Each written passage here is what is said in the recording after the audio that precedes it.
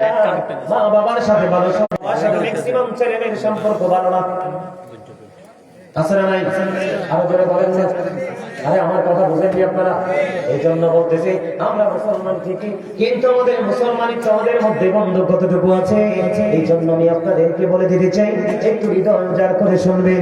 আজকে আমি আলোচনার শিরোনাম দিয়েছি, হেডলাইন দিয়েছি, আল্লাহ রাব্বুল আলামিন বলে দিয়েছেন, ইয়া আইয়ুহাল্লাযীনা আমানু কু আনফুসাকুম ওয়া আহলিকুম নারা।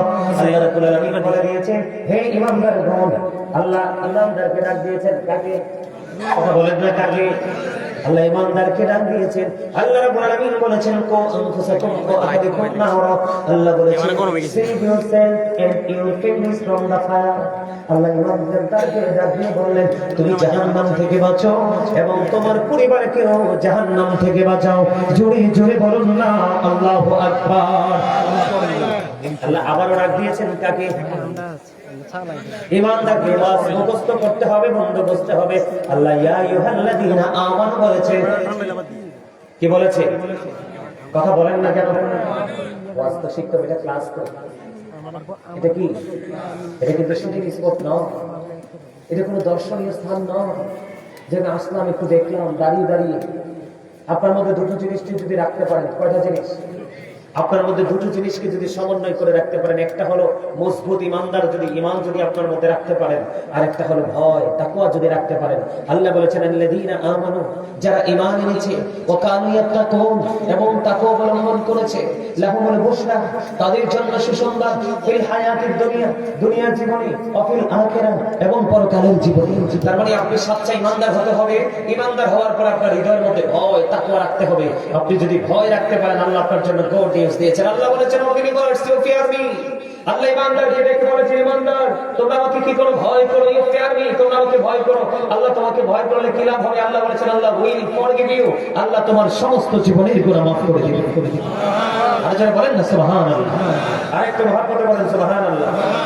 বন্ধুরে আমার, এই জন্য আমি আয়াতটা তেলাওয়াত করেছি, কারণ আজকে আমার আলোচনা হলো বন্ধু, আজকের আলোচনা হলো কবর এবং হাসর। বন্ধু, মানুষ তিনটা টেন্সের উপর আছে, তিনটা সময়ের উপর আছে। কয়টা টেন্স? কথা বলেন না। কয়টা কাল? কয়টা সময়? তিনটা সময়। একটা হলো পাস্ট টেন্স, আরেকটা হলো প্রেজেন্ট টেন্স, যেটা এখন রানিং। এরপরে যেটা শুরু হবে সেটা হলো বন্ধু ফিউচার টেন্স, অতীত, বর্তমান, ভবিষ্যৎ। বন্ধুরে আমার, মানুষের কবর কখন শুরু হয়?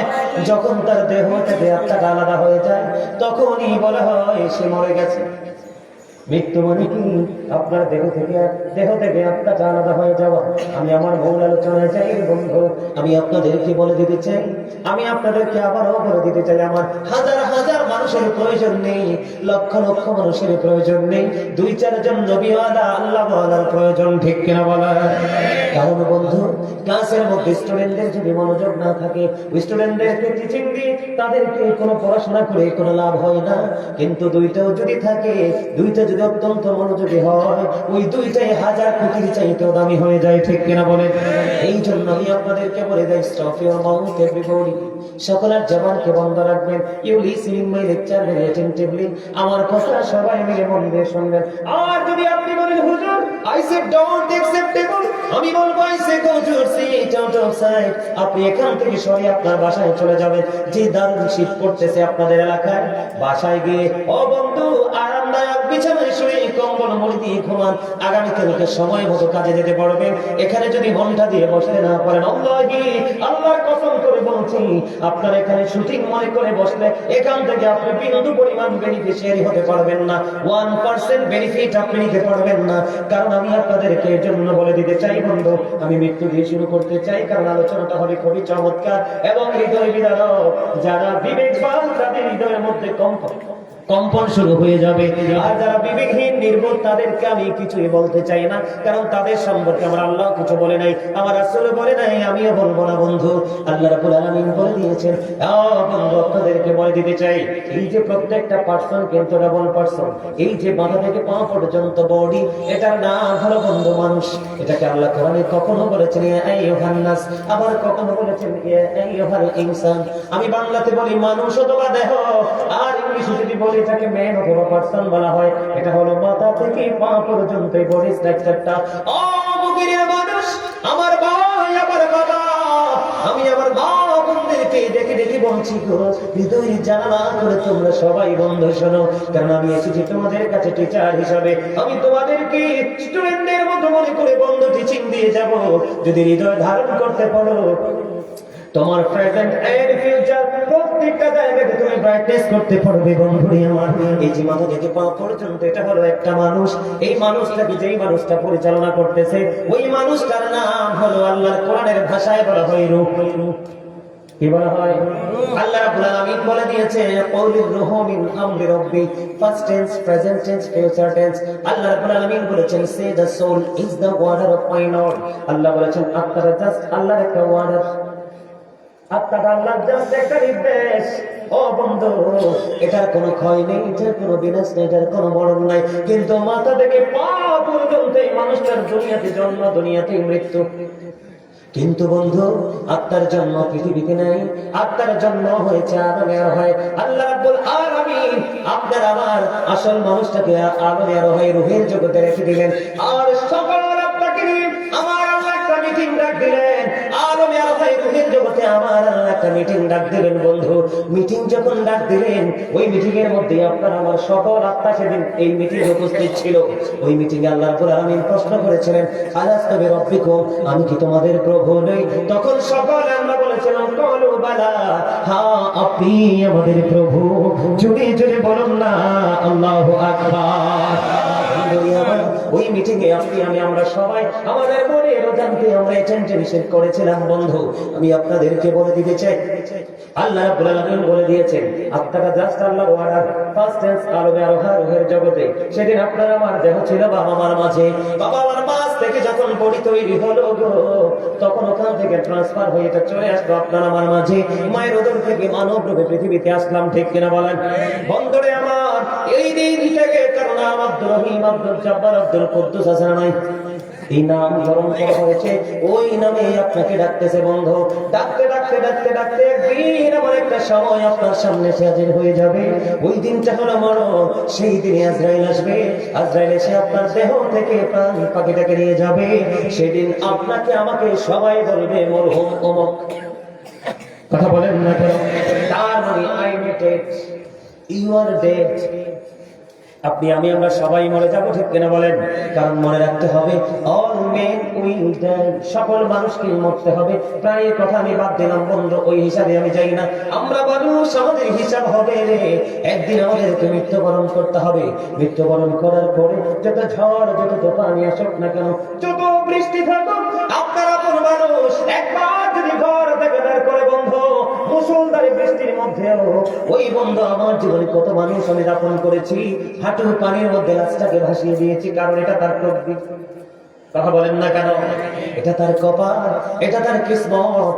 ও বন্ধু, রেখে চলে আসবে ওই বাঁশবাগানে, ওই পুকুর পাড়ায়, যে পাহাড়ের চূড়ায় মানুষগুলো বছরে এক দুইবার যায় না রে, ওইখানে আপনাকে পুঁতে রেখে আসবে। আপন মানুষ কেউ আপনার আপন থাকবে না। এই জন্য আমার আল্লাহ রেখে রেখে বলে, মিনহা খলাকনাকুম ওয়া ফিহা নুঈদুকুম ওয়া মিনহা নুখরিজুকুম তারাতান উখরা। আল্লাহ বলে, যখন তোমার কেউ ছিল না তখন ছিলাম আমি, এখন তোমার সব হয়েছে, পর হয়েছে আমি। যখন তোমার কেউ রবে না, রবো শুধু আমি। আমার কাছে আসতে হবে, মনে রেখো তুমি। তোরা চাস না কিছু, তোরা চাস না কিছু কারো কাছে, খোদার মদদ ছাড়া। অন্যের ওপর ভরসা ছেড়ে নিজের পায়ে দাঁড়া। বুঝতে পারছেন নি? কথা কি বোঝেন নাই? আপনি চলে যাওয়ার পরে আপনার জন্য কেউ বন্ধু হাদিয়া পাঠাবে না, কেউ দোয়া করবে না। কারণ আপনারা একটু অন্তরের চক্ষু খুলে দেখে, এখনকার ছেলেরা আর ওই দিকে মানসিকতাই নাই, ঠিক কিনা বলে? শুধু বন্ধু মোবাইল নেবে, বন্ধুদের সাথে ঘুরবে, রেস্টুরেন্টে যাবে, খাওয়া দাওয়া করবে। ওই সত্যিকারের চিন্তা যেটা তাদের মধ্যে নাই রে বন্ধু। আপনি যখন কবরে যাবেন, আমার দিকে তাকান, কবরটা দুইটা রূপে রূপান্তরিত হবে। ও বন্ধু, রাসূল বলে দিয়েছেন, আও কবরু রাওজাতুম মিন রিয়াদিল জান্নাতি আও হুফরাতুম মিন হুফারিন নার। ও বন্ধু, ও মুমিনের মানুষ, আমার ভাই, আমার বাবা, আমি আমার মা বোনদেরকে ডেকে ডেকে বলছি, মা, মা গো, হৃদয়ের জানালা খুলে শোনো গো, আজকে ঘুমাইও না, কারণ 365টা রাতের মধ্যে মধ্যে তুমি 364টা রাত্রি তুমি ঘুমাইতে পারবা। আজকে যদি তুমি চলতে পারো, জানতে পারো, তাহলে জীবনে কোন কোন সময় ঘুমানো প্রয়োজন তুমি সেটা শিখতে পারবা। ঠিক কিনা বলে? বন্ধুরি আমার রাসূল বলেছেন, কবর রাউজাতুম মিন রিয়াদিল জান্নাতি আও হুফরাতুম মিন হুফারিন নার। আমার রাসূল বলে দিয়েছে, কবরটা জান্নাতের একটা বাগান হবে রে, জান্নাতের একটা বন্ধু গর্ত হয়ে যাবে। খেয়াল করে 3.5 হাত মাটির গর্ত মুনাফিকের জন্য হবে জাহান্নাম। মুনাফিকের প্রশ্ন করবে, মুনাফিক কবর উত্তর দিতে পারবে না। ও বন্ধু, কালো বর্ণের নীল চক্ষু বিশিষ্ট যেই ফেরেশতাগুলো কবরে আসবে, তাদের বর্ণটা হবে কালো, তাদের চক্ষুগুলো হবে বন্ধু নীল, ব্রাউন কালারের হবে তাদের চক্ষুগুলো। তারা আসবে বন্ধু, মুমিনকে প্রশ্ন করবে, মুমিন সঙ্গে সঙ্গে উত্তর দিয়ে দিবে রে। উত্তর দেওয়ার সঙ্গে সঙ্গে ফেরেশতারা বলবে, আমরা জানতাম তোমার উত্তরটা এমন প্রেমময় হবে। জোরে জোরে বলেন না সুবহানাল্লাহ। তখন ফেরেশতারা বলবে, আমরা জানতাম তোমার উত্তরটা এমনই হবে। তখন সঙ্গে সঙ্গে, ও বন্ধু, তখন সঙ্গে সঙ্গে গায়ের থেকে আওয়াজ আসবে, বন্ধুরে তার কবরটা দৈর্ঘ্যে এবং প্রস্থে। আপনারা কি বলেন? বগুড়ার মানুষ আঞ্চলিক ভাষায় কি বলেন? হ্যাঁ, আপনার পাশ আর দিক, দিকে এবং পাশে। ও বন্ধু, ওই মুমিনের কবরটা 70 গুণ প্রশস্ত হয়ে যাবে। সুবহানাল্লাহ, সুবহানাল্লাহ। ও বন্ধু, তাদের কবরগুলো নূরের আলোয় আলোকিত হয়ে যাবে। জান্নাতের গাড়িটা বিছিয়ে দেওয়া হবে। তাদের কবর থেকে ওই প্রাণের নবীজির রওজা মুবারকের সাথে যোগাযোগের ব্যবস্থা হয়ে যাবে। জোরে জোরে কন্যা সুবহানাল্লাহ। আমার দিকে তাকান, আমার অনেক লম্বা আলোচনা বন্ধু, একটার পর একটা কোট করে নিয়ে যান। আমি কবর থেকে ধীরে ধীরে ধীরে ধীরে হাসরের ময়দান পর্যন্ত যাব। গুরুত্বপূর্ণ স্পট গুলো আপনাদেরকে একটুখানি পরিচয় করিয়ে দিব আজকে বন্ধু। এবার মুনাফিকের কাছে চলে গেল, মুনাফিককে প্রশ্ন করলো, মুনাফিক উত্তর দিতে পারবে না সঠিক করে। মুনাফিক বলবে, আব্দুর রহিম যেটা বলতো আমি সেটা বলতাম, ও যেটা মন্তব্য করতো আমি সেটা মন্তব্য করতাম, আমার ব্যক্তিগত কোনো অভিমত নাই রে। ও বন্ধু, এই কথা বলতে দেরি। এবার ওই মাটিকে টাকা দিয়ে বলবে, মাটি মাটি রে, ওই মুনাফিক সারাটা জীবন দুনিয়ার বুকে থেকে ইসলামের ক্ষতি করেছে, মুসলমানের ক্ষতি করেছে, ইমানদারের ক্ষতি করেছে। মুনাফিককে চিনিয়ে চিনিয়ে দিব একটু, মুনাফিককে একটু পরিচয় করাই দেই আপনাদের বোঝার জন্য বলছি বন্ধু। এই দিকে আমার একজন দাদাভাই, দাদাভাই কিছু মনে করেন না, হাতে ধরলাম। এই দিকে আমার একজন দাদাভাই, ধরেন ওনার কাছে একজন ব্যক্তি আসলো, উনি যেটা বললো ওটাও হ্যাঁ। ওনার কাছে আসলো দাদা ভাই, ওনার কাছে আসলো, উনি যেটা বললো সেটাও হ্যাঁ। আছে না এরকম? এটাকে বলা হয় হলুদ মার্কা মানুষ। ও বন্ধু, এটার আরেক নাম হলো মুনাফিক। মুনাফিক কথা দিয়ে কথা রাখবে না। মুনাফিকের কাছে কেউ কিছু রাখলে খেয়ে ফেলবে। আর মুনাফিক কথা যখন বলবে, কথায় কথায় মিথ্যা বলবে। জোরে কোন না নাউযুবিল্লাহ, আর জোরে বলেন না নাউযুবিল্লাহ। রাসূল বলে দিয়েছেন, believers love the prophet, ঈমানদাররা নবীকে ভালোবাসবে, hypocrites don't love the prophet, মুনাফিকরা রাসূলকে ভালোবাসবে না। কারণ বন্ধু, মুনাফিকরাই নবীকে নিয়ে বেশি বিতর্ক সৃষ্টি করে। কথা বলেন না কেন? বেঈমান কাফের কিন্তু আপনার প্রকাশ্য দুশমন, আগেই বলেছি। আল্লাহ কোরআনে বলেছে বেঈমান কাফের চিহ্নিত দুশমন। ঠিক কিনা বলেন? মুনাফিক, মুনাফিক হলো ছদ্মবেশী শয়তান। ও বন্ধু, ছদ্মবেশী মানুষ। যুগে যুগে ইসলামের যত ক্ষতি, নবী রাসূলের যত ক্ষতি কারবার হয়েছে মুনাফিকের কারণে। ঠিক কিনা বলেন? আমি আপনাদেরকে एग्जांपल দেই বন্ধু। কুফা থেকে কমপক্ষে 150 চিঠি এসেছে ইমাম হুসাইনের হাতে বায়াত গ্রহণ করবে কুফায় যাওয়ার জন্য। কিন্তু কুফায় যখন ইমাম হুসাইন চলে গেল, যাকে সম্পর্কে আবার রাসূল বলে দিয়েছে বন্ধু, আল হাসান ওয়াল হুসাইন সাইয়্যিদা শাবাবি আহলিল জান্নাহ, যাদের সম্পর্কে রাসূল বলে দিয়েছেন Imam Hasan and Husain are the leader of younger people in Jannah. রাসূল বলেছেন ইমাম হাসান হুসাইন দুই ভাই অবগিরের যুবক, সবগুলো যুবক বাড়ির আঙিনায় চলে গেল। তোমরা মুসলিমের কিছু যুবক জান্নাতের বাগানে বসে আছো প্রেম নিয়ে, তোমাদের জন্য গুড নিউজ, আমার নবীর কোনো প্রয়োজন হবে না। আবার রাসূল বলে দিয়েছে, ও পৃথিবীর যুবকেরা, যৌবনকালে যারা আমল করেছো, আলেমদেরকে ভালোবেসেছো, তাদের কথা মেনে জীবন চলেছো, আমার সাথে আমার আহলে বাইতকে ভালোবেসেছো, আমি নবীর প্রয়োজন নেই। আমার নবী বলে দিয়েছেন ইমাম হাসান হুসাইন দুই ভাই তোমাদের জান্নাতে লিডার হয়ে যাবে। জোরে জোরে কন্যা সুবহানাল্লাহ। কুফায় যখন চলে গেল, ওই কুফাবাসী সেই জায়গা থেকে সরে গিয়ে ইমাম হুসাইনকে ইয়াজিদের নেতৃত্বে কতল করে দিল। ঠিক কিনা বলা? এই জন্য বললাম, মুনাফিক আপনাকে বলবে তুমি আসো, কিন্তু যাওয়ার পরে যেটা করার সেটা করবে না। ঠিক কিনা বলেন? আল্লাহ রাব্বুল আলামিন কোরআন স্পষ্ট করে বলে দিয়েছেন, ইন্নাল মুনাফিকিনা ফি দারকিল আসফালি মিনান নার। আল্লাহ বলেছেন, the hypocrites will be in the lowest place of hell। মুনাফিকরা জাহান্নামের একেবারে লোকাল জায়গা, সর্বনিম্ন স্তরে থাকবে। জোরে জোরে কন্না নাউযুবিল্লাহ। এই দোকানে এসে বলবে তোমারটা ঠিক, ওই দোকানে গিয়ে বলবে তোমারটাও ঠিক, এই বাড়িতে গিয়ে বলবে তোমারটাও ঠিক, ওই বাড়িতে গিয়ে বলবে তোমারটাও ঠিক। কারণ মুনাফিকের কাজ হলো সবার মন জুগিয়ে নিজের পেট বড় করা। কথা কি বুঝতে পারছেন? মুনাফিককে যখন প্রশ্ন করা হবে, মুনাফিক নবী চিনবে না, উত্তর দিতে পারবে না, কিন্তু মুমিনকে দেখতে দেখে, মুমিনকে প্রশ্ন করতে গিয়ে উত্তর দিয়ে দিবে। বন্ধ, আল্লাহ রাব্বুল আলামিন মাটিকে ডাক দিবে, মাটি রে, ছদ্মবেশে সারা জীবন মুসলমানের কলিজায় আগুন দিয়েছে, মুত্তাকিদের কলিজায় আগুন দিয়েছে, আমার হাবিবের কলিজায় আগুন দিয়েছে রে। ওই মুনাফিকের মাটি, মুনাফিককে তুমি একটা চাপ দে। এই কথা বলতে দেরি বন্ধু, ওই মুনাফিককে মাটি চতুর্দিক দিয়ে চাপতে শুরু করবে। চাপতে চাপতে চাপতে চাপতে তার হাড় গুলো ভেঙে যাবে। আমি কবর নিয়ে বলছি, মাত্র কবরের প্রথম রাত তোমার কেমন হবে, প্রথম দিন তোমার কেমন হবে রে বন্ধু? এত ভয়ঙ্কর কবর। ও বন্ধু, তোমরা কি বোঝো না? একটা বার তোমরা গভীর গভীরে চিন্তা করে দেখো, একা একা শুয়ে শুয়ে চিন্তা করে দেখো, বিজ্ঞান পৃথিবীর প্রত্যেকটা জায়গায় চলে গেল, এখনো পর্যন্ত কবর পর্যন্ত পৌঁছাতে পারলো না, অথচ তোমার ঘরের পিছনে 3.5 হাত মাটির ঘর। ঠিক কিনা বলে? বন্ধুরে আমার, বাবা গো, আমি বিশেষ করে আপনাদেরকে বলে দেই, আপনাদের সবার বাড়ি মোটামুটি পেয়েকা সারা হয়ে যাচ্ছে, আপনাদেরকে বলে দেই, বাবা বাবা গো, সন্তানের উপর ভরসা করো না। তুমি চলে গেলে তোমার আপনজন তোমার জন্য দোয়া করবে, কোরআন খানি করবে, বিশ্বাস তোমরা করো না। দিন যত যাচ্ছে মানুষগুলো মুসলমানিত্ব হারিয়ে ইহুদিদের মতো বচ্চনা শুরু করে দিয়েছে। মাটি যখন চাপ দিবে, ও বন্ধু, কবরটা এমন ভাবে চাপ দিবে, হাড়গুলো ভেঙে যাবে, একটা হাড় আর একটা হাড়ের মধ্যে ঢুকে যাবে। জোরে জোরে কন্যা নাউযুবিল্লাহ। বন্ধু বন্ধুরে, কেমন করে বন্ধু বললে তোমাদের হৃদয় যাবে, তোমাদের কলিজা পর্যন্ত ছুঁয়ে যাবে, এই কথাগুলো জানি না। ও বন্ধু, আর একটার ভিতর আরেকটা ঢুকে যাবে, কাঁদতে থাকবে, চিৎকার করতে থাকবে, কেউ তো পাশে এসে দাঁড়াবে না বন্ধু রে। ও বন্ধু, আমার আল্লাহ বলে দিয়েছে, আমার দিকে তাকান, আমার দিকে তাকান, আমি আপনাদেরকে বেশিক্ষণ বিরক্ত করবো না, যতক্ষণ শুনবেন ঠিক ততক্ষণই শোনাবো। যদি বিরক্তি পোষণ করেন আমি মাইক ছেড়ে দিব বন্ধু। কবরটা এমন অবস্থা হবে, আল্লাহ আগেই বলে দিয়েছে সূরা ইউনূসের 44 নম্বর আয়াতে, ইন্নাল্লাহা লা ইয়াজলিমুন নাসা শাইয়্যা ওয়ালাকিন্নান নাসা আনফুসাহুম ইয়াজলিমুন। আল্লাহ বলেছে, বান্দা, আল্লাহ রাব্বুল আলামিন মানুষের উপর জুলুম করে না, আল্লাহ মানুষের উপর অত্যাচার করে না, মানুষ নিজেই নিজের উপর অত্যাচার করে। জোরে কন্না নাউযুবিল্লাহ।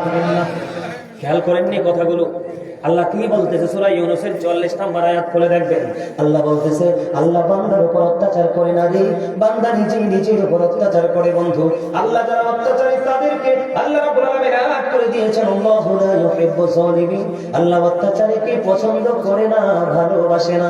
আমার আল্লাহ বলেছেন, ওয়া মা লিয-যালিমিনা মিন আনসার। আমার আল্লাহ বলে দিয়েছেন, অত্যাচারীরা যখন বিপদে পড়বে আমার আল্লাহ তাদের জন্য কোনো সাহায্যকারীও রাখে না। বন্ধুরে আমার, ওই মুনাফিক কবরে গেল, দুঃখের আর শেষ থাকবে না। আল্লাহ বলেছেন, লা ইয়ামুতু, মরার কোনো সুযোগ নাই, ফিহা ওয়ালা ইয়াহইয়া, বাঁচার কোনো সুযোগ নেই, ওমা হুম আনহা বিগাইবিন, ওখান থেকে আর পালাইবার কোনো সুযোগ। কথা বলেন না কেন? আর জোরে বলেন না। কবরেরই খবর যদি মানুষ জানি তো, ঘর বাড়ি চার সবাই পালাই তো। আল্লাহুম্মা মুহাম্মাদ ওয়া আলা আলি সাইয়্যিদিনা মুহাম্মাদ। কারবাবারে কারবা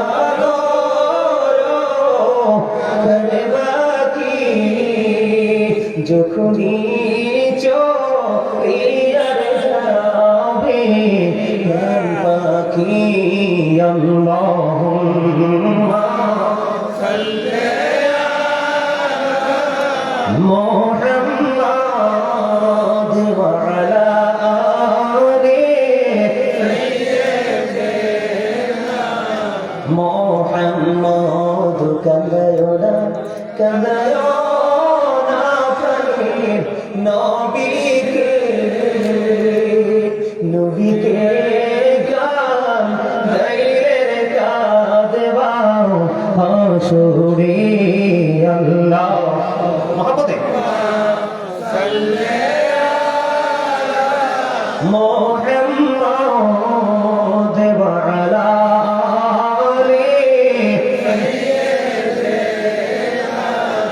মুহাম্মাদ জোরে জোরে করুন আলহামদুলিল্লাহ।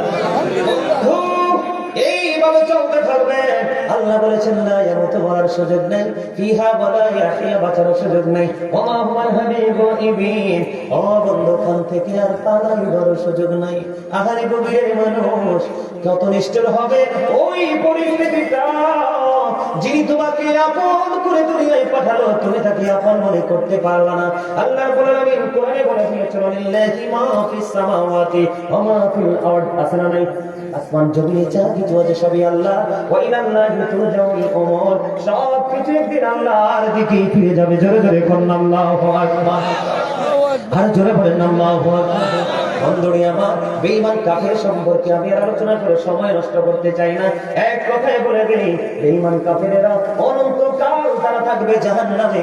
আর আল্লাহ বলেছেন ও মুমিনেরা, ও আমার বান্দারা, আমার হাবিবের পাগল উম্মতেরা, তোমরা শুনে রাখো, ঈমানদাররা কখনোই তোমাদের, বেঈমান কাফেরেরা কখনোই তোমাদের বন্ধু হতে পারে না।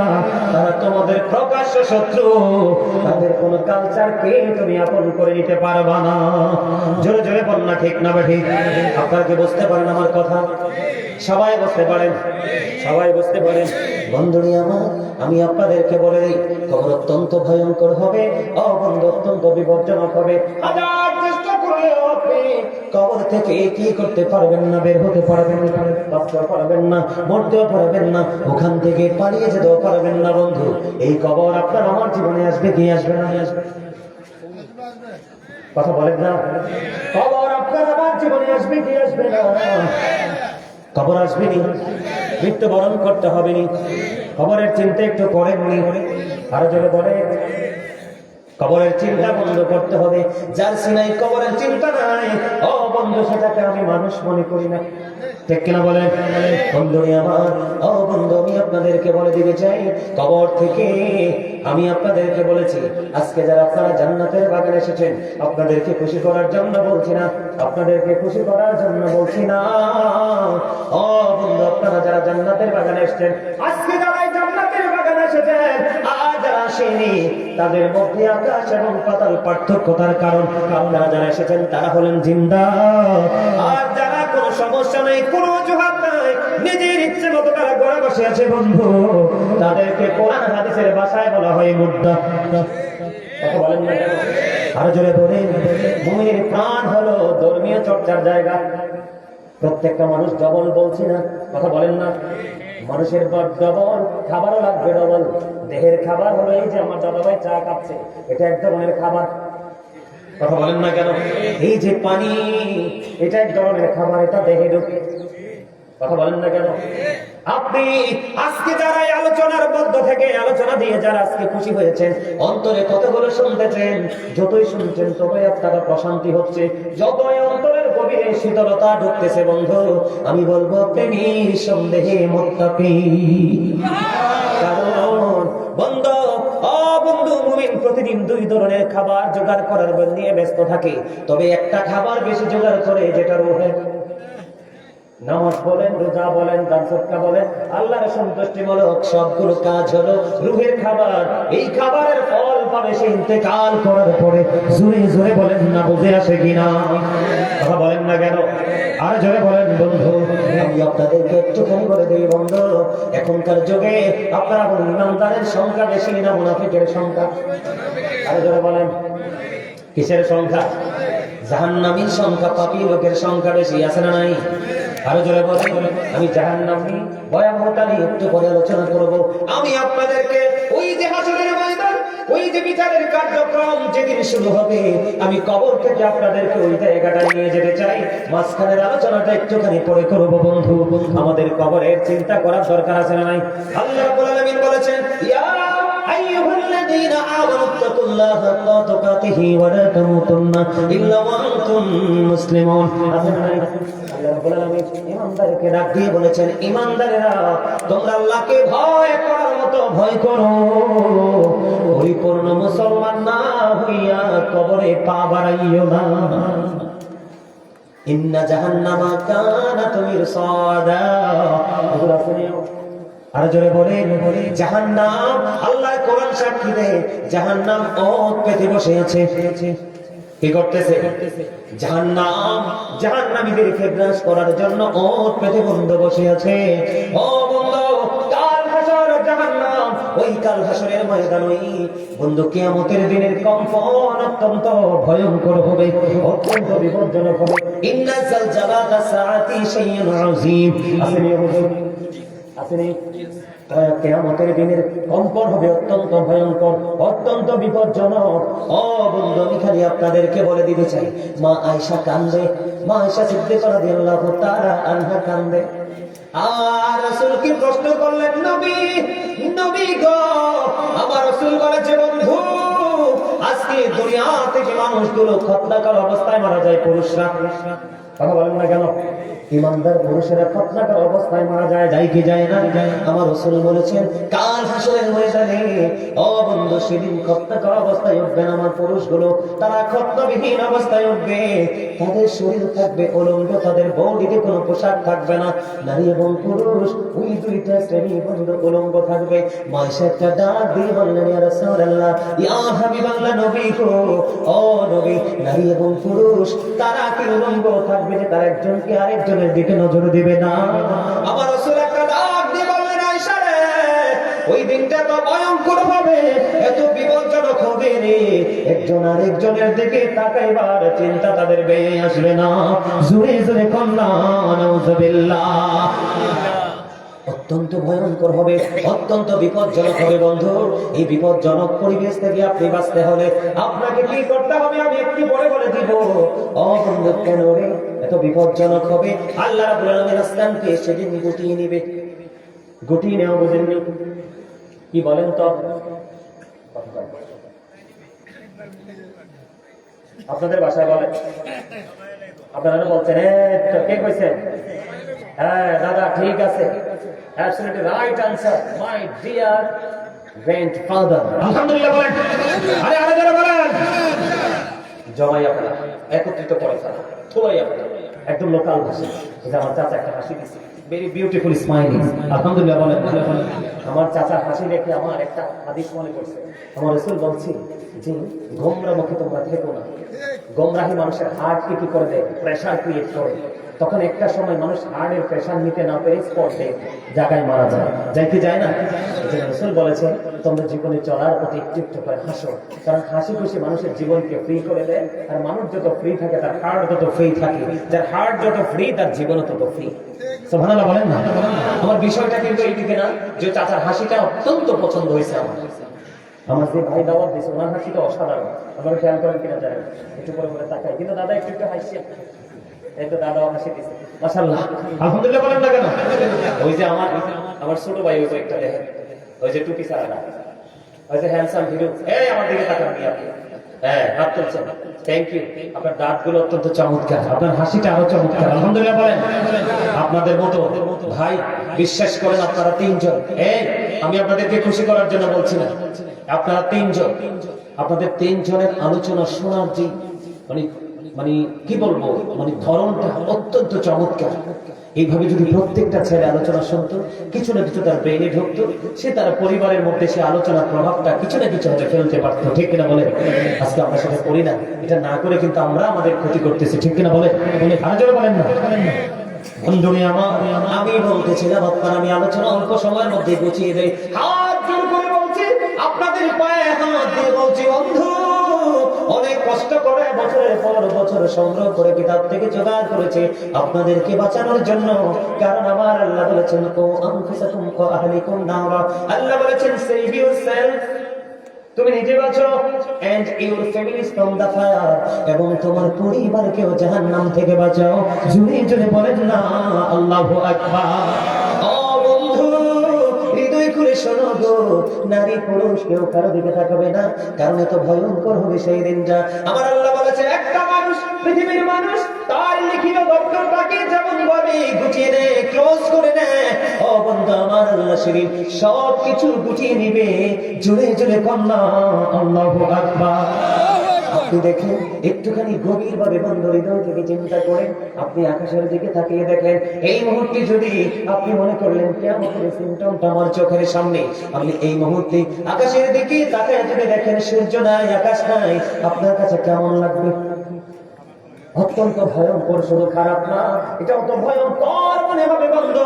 কয়েকদিন আগে চন্দ্রগ্রহণ হয়েছিল, আপনারা দেখেছেন তো অবস্থা, ঠিক কিনা বলে?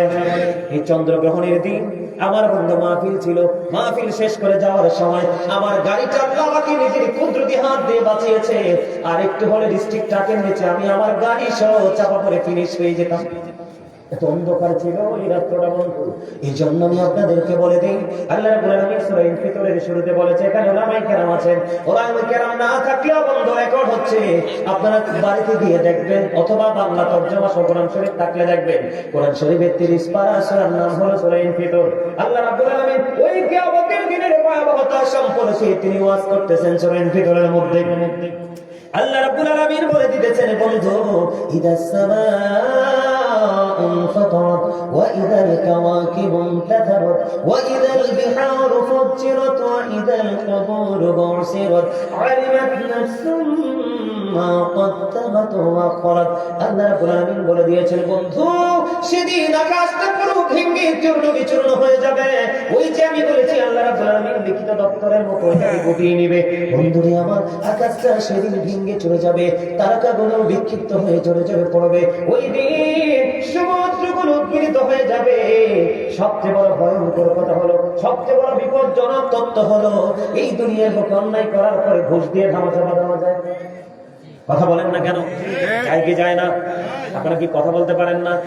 আমি না আগে বলে দিলাম, ওয়াজ বলে গেলে চলবে না দাদু ভাই, ওয়াজ মনে রাখতে হবে। আমি আগে বলেছি, আপনাকে আমাকে জবান দিয়েছে আমার আল্লাহ মাওলার জিকির করার জন্য। আপনার আমার মাঝে বোবা মানুষ আছে না নাই? দেখেন, তাদের পৃথিবী একেবারে অন্ধকার, কারণ কথা বলতে পারে না। আপনার আমার দুনিয়া বড় আলোকিত, কারণ আমাদের বাক শক্তি আমার আল্লাহ দিয়ে দিয়েছে। দেখে আমার বন্ধুরি আমার, ও বন্ধু, সেদিন আসমানটা কি হয়ে যাবে, ভেঙে যাবে, তারকাগুলো ঝরে ঝরে পড়বে। ও বন্ধু, এত ভয়ঙ্কর হবে, সমুদ্র সেদিন উদ্গীরিত হয়ে যাবে। সবচেয়ে বড় ভয়ঙ্কর খবর হলো, আমার আল্লাহ বলেছেন, ওয়া ইদাল কুবুর বুসিরাত আলিমাত নাফসুম মা কদ্দামাত ওয়া আখরাত। আমার আল্লাহ বলে দিয়েছে বন্ধু, ও বুকের যুবক বন্ধু, আমি তোমাদেরকে বলে দিতে চাই, আমার যে মুরব্বী বাবার আপনাদেরকে বলে দিতে চাই, আগামী দিন থেকে শুধু বেশি বেশি করে তওবা করবেন আর মৃত্যুর কথা স্মরণ করবেন। আপনার চোখ, হাত, পা, কান সবকিছু অপরাধ থেকে মুক্ত হয়ে যাবে। তার কারণ হলো, এই কথা বলার কারণ হলো, আমার আল্লাহ বলেছেন ওই হাসরের দিন কবরটা ওপেনিং করা হবে। কথা বলেন না কেন? কবরটাকে সবার সামনে উন্মোচন করা হবে। আমার আল্লাহ বলেছেন, ওয়াইদাল কবর বুসিরাত আলিমাত নাফসুম মা কদ্দামাত ওয়া আখরাত। কবরটা যখন ওপেনিং হয়ে যাবে, আপনি আমি আপনার আমার জীবনে কে কি করেছি আর কি করিনি প্রত্যেকটি দেখতে পারবো, জানতে পারবো। আপনি বলেন, দোষ কি কাউকে দেওয়ার সুযোগ আছে? দোষ তো কাউকে দেওয়ার সুযোগ নাই। আপনারা মনে রাখবেন, কে আমার কাঁদিবে কাঁদে বসিয়া, সকল করব লিখিতেছি হুকুম দিয়া, আল্লাহর হুকুম দিয়া। 40 কদম হাঁটিয়া আসবে রে সজন, মন করে নাকের হাতির হইতে তখন ঘুমটা খুলিয়া সওয়াল মুসলিম ভাই, ঘুমটা খুলিয়া সওয়াল করিবেন তখন। 40 কদম হাঁটিয়া আসবে সজন, কি সওয়ালের কি জবাব হইতে যে পারে, সময় থাকিতে জানিও তারি অহম জানিও তারি। ঠিক কিনা বলেন? বন্ধুরি আমার, সবচেয়ে বড় কথা হলো কে আমার কাঁদিবে কাঁদে বসিয়া, সকল কর্ম লিখিতেছি হুকুম দিয়া, আল্লাহর হুকুম দিয়া। আপনার আমার জীবনের কর্মগুলো বন্ধ লুকানোর কোনো সুযোগ নেই। এত ভয়ঙ্কর হবে রে, একজন নারী একজন পুরুষের দিকে তাকাইতে পারবে না। আমার রাসূল বলেছে, বান্দা ওই যে পাহাড় গুলো বন্ধ ধুলার মতো উড়ে যাবে, ওই দিন এত ভয়ঙ্কর হবে রে বন্ধু। একটা গর্ভবতী মা, তার গর্ভের মধ্যে সন্তান আছে, সময়ের আগে সে গর্ভপাত করে ফেলবে, তার মানে তার সন্তান বন্ধু সময়ের আগে ঝরে পড়ে যাবে। এইটা গর্ভবতী মা সেদিন বুঝতেও পারবে না।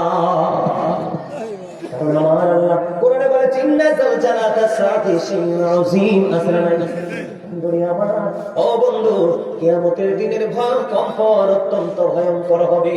জোরে জোরে বলুন আল্লাহু আকবার। নিষ্ঠুর হবে রে একটা সরল মা অবলা প্রাণী, বুঝেননি? যেমন বলেন গরু ছাগল, গরু বাচ্চা দেয় না। আরো জোরে বলেন, শিয়াল বাচ্চা দেয় না, কুকুর বাচ্চা দেয় না, মহিষ বাচ্চা দেয় না। এরকম যে প্রাণীগুলো স্তন্যদায়ী যে প্রাণীগুলো, তাদের বাচ্চা প্রসব করে পরে রে, তাদের বাচ্চাটা পাওয়ার স্বপ্ন তাদের মধ্যে থাকবে না। এত ভয়ঙ্কর হবে রে। সবচেয়ে বড় ভয়ঙ্কর খবর বড় বন্ধু, যুবক কোথায় আছো বুঝি না, কিসের নেশায় আছো বুঝি না, কোন চিন্তা নিয়ে পড়ে আছো জানি না, কোন ভাবে সময় নষ্ট করছো সেটাও তো জানি না রে যুবক। এই পৃথিবী থেকে সূর্যটা 9 কোটি লক্ষ মাইল দূরে, সূর্যের আলো পৃথিবীতে আসতে সময় লাগে মাত্র 8 মিনিট 20 সেকেন্ড। প্রতি সেকেন্ডে 1,86,000 মাইল বেগে পৃথিবীর দিকে ছুটে আসে। অনেক বৃক্ষ, অনেক বড় বড় গাছপালা, অনেক বড় বড় অবকাঠামো, সবগুলোর নিচে আমরা ছোট্ট ছোট্ট মানুষ হাঁটাচলা করে কি করি না? বন্ধু এই যে অনেক তাপ যখন আসে রে, এত আবরণ ভেদ করে আসে বন্ধু, আমরা সইতে পারি না রে জীবন। কাল কিয়ামতের দিনটা তো ভয়ঙ্কর হবে রে। ও বন্ধু, মাত্র 1.5 হাত করে থাকবে বন্ধু সূর্যটা। সূর্যের তাপটা যখন লেগে যাবে, মোমের মতো বলতে থাকবে, ঘামের মধ্যে ডুবতে থাকবা, দুর্গন্ধময় হয়ে যাবে পরিবেশ। এতটা বিপজ্জনক হবে, এতটা দুর্গন্ধযুক্ত হবে রে যুবক। আমি যে একটু আগে বলেছিলাম যে বাঁচতেও পারবা না, মরতেও পারবা না, পালাইতেও পারবা না, কিন্তু তার বিপরীত দিকে যদি আমি যাই, উল্টো দিকে একটু যাই, এটা হলো জাহান্নামীদের নমুনা। কাল হাসরের ময়দানে আল্লাহ রাব্বুল আলামিন 7 থেকে 8টা দলকে আল্লাহর আরশের নিচে জায়গা দিবে। সুবহানাল্লাহ। কয়টা দল? 7টা দল। বন্ধুরে আমার, আল্লাহর আরশের নিচে জায়গা দিবে। এর মধ্যে একটা যুবক, যেই যুবকেরা যৌবনকালে মালিকের সাথে প্রেমের ডুরি লাগাইয়া আমল করছে। সুবহানাল্লাহ বলেন না? এই জন্য বলি রে যুবক, যৌবনকালের আমল এত মজার জিনিস। যৌবনকালে আমল করতে মজাও লাগে রে, শরীরের মধ্যে কোনো ক্লান্তি আসে না। ঠিক কিনা বলেন? যুবক, আমি তোমাদেরকে বলে দিই, হযরত ওমর রাদিয়াল্লাহু তাআলা আনহুর জামানার ছোট্ট একটা ঘটনা আমি বলবো, শুনবেন নি? হযরত ওমর রাদিয়াল্লাহু তাআলা আনহুর জামানার ছোট্ট একটা ঘটনা আমি আপনাদেরকে শুনিয়ে দেই বন্ধু। একটা অত্যন্ত স্মার্ট হ্যান্ডসাম সুঠাম দেহের একটা যুবক, প্রতিদিন তিনি কন্টিনিউ নামাজ পড়তেন, কিন্তু যখন নামাজ পড়তে যাইতেন ওমর রাদিয়াল্লাহু তাআলা আনহুর জামানায় একটা বাড়ির উপর দিয়ে হেঁটে হেঁটে যাইতেন। আমরা যাইতে হয় না? কথা বলেন না? যাইতে হয়। যখন যাইতেন, ওই বাড়ির মধ্যে ছিল অপূর্ব সুন্দরী একটা যুবতী। একটা যুবতী মেয়ে একটা যুবককে ভালোবাসবে, এটাই স্বাভাবিক। একটা যুবক একটা যুবতীকে ভালোবাসবে, এটাই তো বন্ধু স্বাভাবিক। প্রতিদিন যুবতীটা মেয়ে ছেলেটাকে কাছে পেতে চায়, প্রত্যেকদিন তার প্রেম আকাঙ্ক্ষা দেখায়, কিন্তু ছেলেটা পাত্তাই দেয় না। একদিন এশারের নামাজ পড়ে, এশারের নামাজ শেষ করে যখন বাড়ির দিকে রওনা দিলেন, তখন এই যুবতী মেয়েটা এমন ভাবে তাকে প্রেম আকাঙ্ক্ষা দেখালো। যুবতী মেয়েটা ওই প্রেম আকাঙ্ক্ষা দেখে যুবক ছেলেটা সহ্য করতে পারলো না, মেয়েটার ঘরে চলে গেল। ঠিক মেয়েটা এমন ভাবে ঘর সাজিয়ে রেখেছে, মনে হয় যেন স্বামী স্ত্রীর আজকে মিলনের দিন, বাসরের দিন। জোরে জোরে কন্যা নাউজুবিল্লাহ। এই ঘটনাটা হলো হযরত ওমর রাদিয়াল্লাহু তাআলা আনহুর জামানায়। এখন যুবকটা যখন এই মহিলার ঘরে চলে গেল, হঠাৎ করে কিয়ামতের দিনের কথা মনে হলো, আল্লাহর দরবারে হিসাব দিতে হবে, এটা সে মনে করে ফেললো। কারণ আল্লাহ বলেছে ইন্না বাতাশা রাব্বিকা লাশাদীদ, the seizing of Allah is difficult. আল্লাহর ধরা বড় শক্ত ধরা, আল্লাহর পাকড়াও বড় কঠিন, আল্লাহ খুব শক্ত করে ধরবে। ধরার পর আল্লাহ বলেছেন ইন্নাল্লাহা সারিউল হিসাব, আল্লাহ হিসাব যখন অত্যন্ত তৎপর, Allah is quick to take account. জোরে জোরে করুন আল্লাহু আকবার। যুবকটা হাসরের ময়দানের কথা বন্ধ মনে করে ফেলল। হঠাৎ করে যখন মনে হলো এই কিয়ামতের দিনের কথা চিন্তা করতে করতে ওই মেয়েটার ঘরে যুবকটা অজ্ঞান হয়ে যায়। জোরে জোরে বলুন সুবহানাল্লাহ। সুবহানাল্লাহ বলবেন না? কেমন যুবক দেখছেন? নামাজ পড়ে আসছে, মেয়ের ঘরেও চলে গেছে। মেয়ে যুবক ছেলেটা বেহুশ হয়ে গেল, সময় চলে গেল, বাবা মা পাগল হয়ে গেল, আপন স্বজন পাগল হয়ে গেল। কোথায় গেল ছেলেটা? এখনো খুঁজে পাওয়া যায় না। খুঁজতে খুঁজতে খুঁজতে খুঁজতে বন্ধু সেই মেয়েটার ঘরে পাইলো। মেয়েটাকে কোনো কিছু না বলে ও বন্ধু যুবক ছেলেটাকে তার আপনজন নিয়ে চলে গেলেন তার ঘরে। বাড়িতে নেওয়ার পরে আল্লাহর অশেষ কুদরতে কিছুক্ষণ পরে হঠাৎ করে যুবকটার সেন্স ফিরে আসলো, জ্ঞান ফিরে আসলো। ওই যুবকটাকে প্রশ্ন করলো, বাবা বাবা গো, বলে দাও না তোমার এই পরিস্থিতিটা কেন হলো? পুরো অতীতের পুরো ঘটনাটা তিনি খুলে বললেন। খুলে বলার পরে সবার তিনি বললেন, আমি যখন এই মেয়েটার কাছে চলে গেলাম, আমার কাছে মনে হলো যৌবনের হিসাব তো আমাকে দিতে হবে, আল্লাহর দরবারে আমাকে দাঁড়াতে হবে রে, কেমন করে আমি হিসাবটা দিব? এই ভয় যখন আমার মধ্যে তৈরি হয়ে গেল, ভয় করতে করতে মনের অজান্তে অজ্ঞান হয়ে পড়ে গেলাম। ঠিক এই সত্য তথ্যটা বাবা মার কাছে আপন স্বজনের সামনে বলার পরে বন্ধু তাৎক্ষণিক ভাবে ছেলেটা আবার অজ্ঞান হয়ে গেল। পরে আপন স্বজন চাইয়া দেখেন এই ছেলেটার দুনিয়াতে নাই। ইন্না লিল্লাহি ওয়া ইন্না ইলাইহি রাজিউন। ওই ছেলেটা মৃত্যুবরণ করলো বন্ধু। মৃত্যুবরণ করার পরে সঙ্গে সঙ্গে তাকে কাফন দাফন করে রাতের মধ্যে দাফন করানো হলো। সকাল যখন হলো হযরত ওমরের কাছে জলদি চলে গেল, সব কিছু ওমরের কাছে খুলে বললেন। হযরত ওমর রাদিয়াল্লাহু তাআলা আনহু দৌড়ে চলে আসলো। আসার পরে কবরের পাশে তিনি গিয়ে বললেন, বিস্তারিত গল্প শোনার পরে এবার হযরত ওমর একটা ডাক দিয়ে বললেন, যে যে ব্যক্তিটা অপরাধ করতে গিয়েছে, একবারে অপরাধ করার নিকটবর্তী হয়ে গেল, অপরাধ জুলুমের কাছাকাছি চলে গেল, বিশেষ করে নারী সংক্রান্ত বিষয়, এই অপরাধ করতে গিয়ে আল্লাহর কথা মনে করে, হাসরের কথা মনে করে ভয় করে যারা ওই অপরাধ থেকে দূরে সরে আসবে, আমার আল্লাহ তাদের ইন্তেকালের পরে তাদের কবরে দুইটা জান্নাতের সুখ দিয়ে দেয়। জোরে জোরে বলুন সুবহানাল্লাহ। ওই যুবকের কবরের পাশে দাঁড়িয়ে ওমর যখন বলতেছে, আর ওই যুবকের কবর থেকে বন্ধু প্রেমময় শব্দ বের হয়ে আসলো।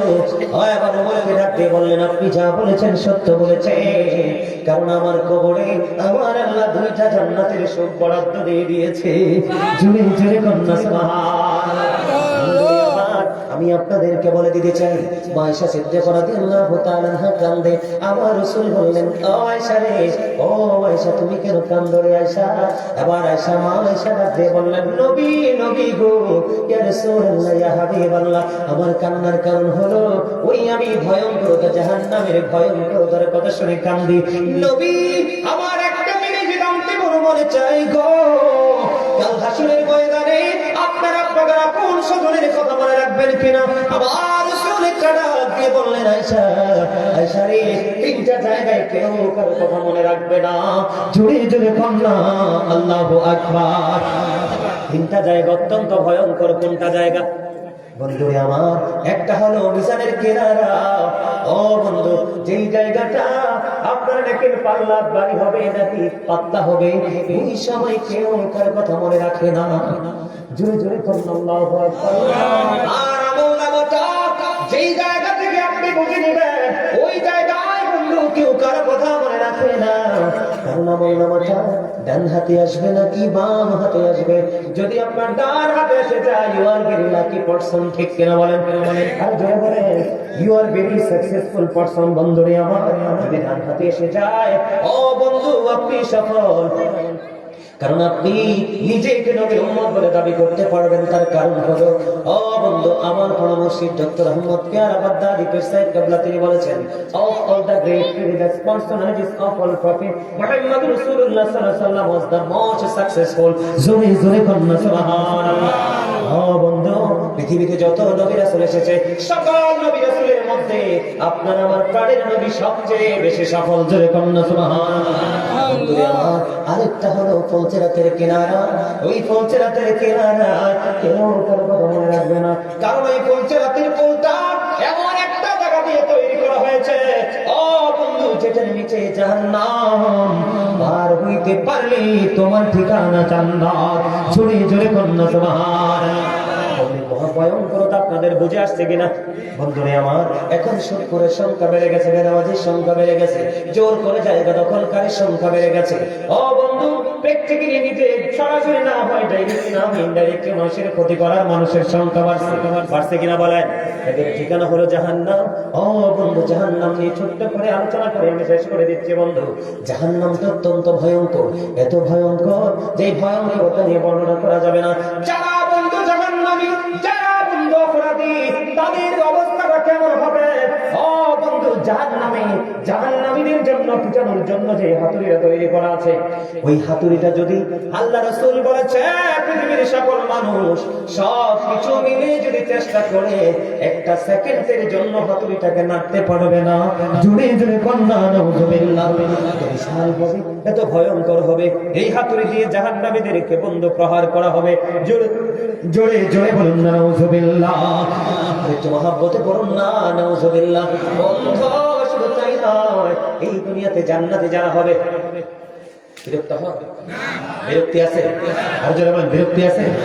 মরুনির কথা মানুষ স্মরণ কেন করো না, আজরাইলা শিনে কারো কফিয়ত চলে না, আজরাইলা শিনে কারো কফিয়ত চলে না। তওবা নামী গাছটি আছে, পাতায় পাতায় লেখা আছে মানুষের হায়াত।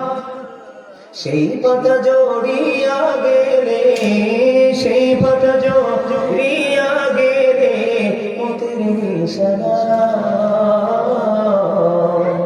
আজরাইলা শিনে কারো কফিয়ত চলে না। সিকান্দার এক বাদশা ছিলেন, তার মতো আর ধনী লোক কেহই না ছিলেন।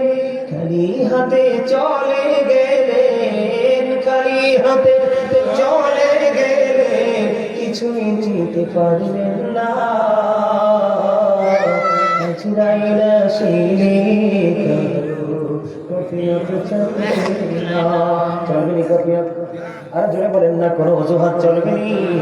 ও বন্ধু, বলতে চেয়েছিলাম রে, ও বন্ধু, তুমি যদি জান্নাতে যেতে পারো, তোমার জন্য জান্নাতে চারটা নদী, চারটা নহর বরাদ্দ থাকবে। একটা হলো মধুর নদী, একটা হলো দুধের নদী, একটা হলো শরবতের নদী, একটা হলো পানির নদী। তুমি যতই পান করো তোমার কোনো প্রস্রাব হবে না, তুমি যতই খাও তোমার কোনো পায়খানা হবে না। যে গুণ আসবে, যে গুণের সাথে সব কিছু বন্ধ ফিনিশ হয়ে যাবে।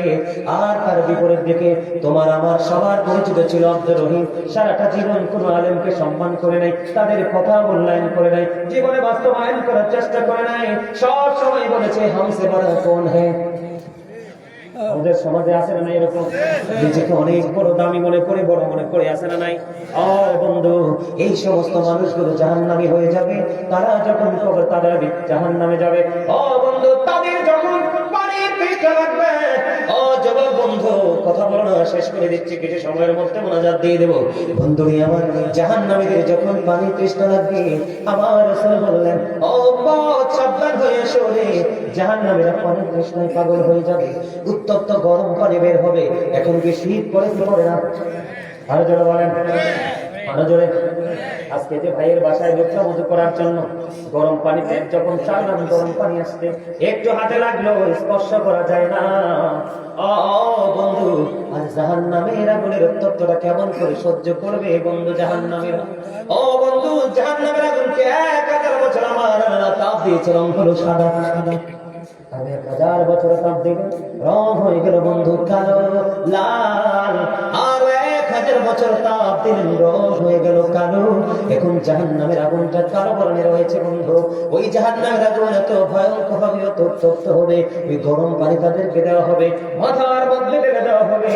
ঢেলতে দেরি তাদের পেটের মধ্যে ঢুকতে দেরি হবে না, পেটটার মধ্যে ঢুকতে দেরি দুনিয়ার মধ্যখান দিয়ে পেটে যা কিছু আছে সব কিছু লিকুইড হয়ে বের হতে থাকবে। লিকুইড বোঝেননি? তরল, একেবারে পানীয় না, আবার একেবারে অনেক বেশি শক্ত না। যেমন এক্সাম্পল জুস, জুস খান না, এটা কিন্তু একবারে পাতলাও না, আবার বেশি, ঠিক কিনা বলে? এইরকম লিকুইড হয়ে যাবে, পেটের মধ্যে যা কিছু আছে বলে যাবে, গলতে গলতে গলতে গলতে বের হতে থাকবে। আর জাহান্নামী কাঁদবে, রে কে আছো রে, আমাকে একটু হেল্প করো না। কেউ তোমাকে হেল্প করবে না, কারণ যিনি তোমার হেল্পার হিসাবে দুনিয়াতে এসেছিল তোমার আমার মাঝেই ছিল। তোমার মধ্যে ইমাম হতে পারে, খতিব হতে পারে, তোমার সন্তান হতে পারে, তোমার ভাতিজা হতে পারে, আপন প্রিয়জনের কেউ হতে পারে। বর্তমানে বাংলাদেশের মানুষের একটা চরিত্র হলো নিজের কাছের মানুষ যতই গুণী হোক মূল্যায়ন করে না। আমাদের দেশের মানুষের এই একটা অভ্যাস, ঠিক কিনা বলে? খলিলের ফোলাটা ভালো হইলো, জাব্বরের ফোলাটা নষ্ট হইলো কেমনে? কারণ তুমি তো লাগানোর সময় লাগাইছো তেঁতুলের চারা, তেঁতুলে দিয়ে আসবে, কথা বলে না কেন? কিন্তু খলিলুর রহমান তিনি লাগানোর সময় যাচাই বাছাই করে ল্যাংরামের চারা লাগাইছে, এটা ল্যাংরামি তো আসবে, কথা বলেন না কেন? বুঝে নিবেন, বাকিটা এক্সপ্লেন করবেন, নিজের বিবেককে নিজে প্রশ্ন করবেন, নিজের বিবেকের কাজ করার দৈনিক সকাল একবার বিকাল একবার দাঁড়াবেন, শোয়ার পরে প্রতিদিন নিজের বিবেকের কাজ করায় দাঁড়াবেন। দাঁড়াইলে অটোই পায়সালা চলে আসবে বন্ধু। আর এইভাবে চলতে থাকবে, না যাবো করতে পারবে না, পিহা বানাইয়া খেয়ে বাঁচতেও পারবে না, ওমা হুমান হাবিয়ে গাইবিন পালাইতেও পারবে না। জোরে জোরে কন্যা নাউযুবিল্লাহ। ভয়ঙ্কর কিনা বলেন? সবচেয়ে বেশি কম কষ্ট হবে আগুনের এক জোড়া জুতা পায়ের মধ্যে পড়ে দিবে বন্ধু। বড় বিয়ে বাড়িতে গোস্ত রান্না হয় না, উত্রাণের আওয়াজ পাননি? টকবক টকবক করে উত্রায়। কুরবানির ঈদের দিন বিয়ে বাড়িতে বিভিন্ন অনুষ্ঠানে হয় কি হয় না? বিশেষ করে শীতের দিনে কলসের মধ্যে অথবা বড় ডেকের মধ্যে পানি হতো আমরা ফুটাই, টকবক টকবক করে উত্রাইতে থাকে। ওই মগজটা এমন ভাবে উত্রাইতে থাকবে বন্ধুরে, কার কাছে বলবা সেদিন দুঃখ রে, কারণ জীবনে কাউকেই তো মূল্যায়ন করে নাই, নিজেই নিজেকে বড় মনে করে পথ চলেছ, ঠিক কিনা বলেন? বন্ধুরে আমার, এখানেই শুধু ক্ষান্ত নয়, আর কত ভয়ঙ্কর খবর। এই বন্ধু, এটার নাম হলো বগির। এই বগির কেন্দ্রীয় মসজিদ মাঠে আপনাদের এই মুহূর্তে যদি জাহান্নামীদের জন্য ভয়ঙ্কর একটা খাবার বরাদ্দ আছে, যেটার নাম হলো বন্ধু জাক্কুম, কারাযুক্ত বিষাক্ত। আমার রাসূল বলেছেন, এই জাক্কুম নামক ফলের একটা রস যদি একটা ফোঁটা, মাত্র একটা ফোঁটা রস যদি বন্ধু এই বুগিরের জমিনে পড়ে, কিয়ামত পর্যন্ত, এই কিয়ামত পর্যন্ত বুগিরের জমিনে কোনো শস্য জন্ম হবে না। জোরে জোরে কন্যা নাউযুবিল্লাহ। তাহলে বুঝেন কত বিষাক্ত, কত ভয়ঙ্কর ওই বিষাক্ত খাবার জাহান্নামীদের জন্য বরাদ্দ। জোরে জোরে কন্যা নাউযুবিল্লাহ। সবচেয়ে বড় ভয়ঙ্কর, সবচেয়ে বড় বিপজ্জনক আরেকটা খাবার, সেটার নাম হলো বন্ধু তিনাতুল খাবার। আছে না নাই? আছে নাই? অত্যন্ত ভয়ঙ্কর। ইয়া রাসূলুল্লাহ, ইয়া হাবিবাল্লাহ, এই তিনাতুল খাবারটা কি গো? আমার রাসূল বলে দিলেন, এই তিনাতুল খাবারটা হলো আরেকটা জাহান্নামী নিংড়ানো রক্তপুঞ্জ। আমার নাউযুবিল্লাহ বলেন না, নাউযুবিল্লাহ বলেন না, নাউযুবিল্লাহ। পচে গেছে, কি হয়ে গেছে? একবার দুই বন্ধু যুক্ত হয়ে গেছে, কিন্তু আরেকটা জাহান্নামী খাবার সহ্য করা যায়? আরে ভাই, একদিন কাপড়টা পরলে একটু ঘাম লাগলে দ্বিতীয় দিন তো এই কাপড়টা পরা যায়, দুর্গন্ধ নেওয়া যায় না। একটা মানুষের মুখে একটু গন্ধ যদি আসে, আরেকজন মানুষ তার মুখ থেকে দূরে থাকে, তাকে কি থাকে না? কিন্তু সেই বউটিটা পচে লিকুইড হয়ে যাবে, ওটা আরেকজন জাহান্নামীকে খাইতে দেওয়া হবে, মানা যায়? সহ্য করা যায় না। মানে কষ্টের কোন শেষ? যেমন কর্ম তেমন। যেমন একটা এক্সাম্পল দেই, আপনাদের ভগিরের মানুষ সুদ খায়নি, আল্লাহ গো, তো ওয়াজ করে লাভ হইল কি? খাইছে।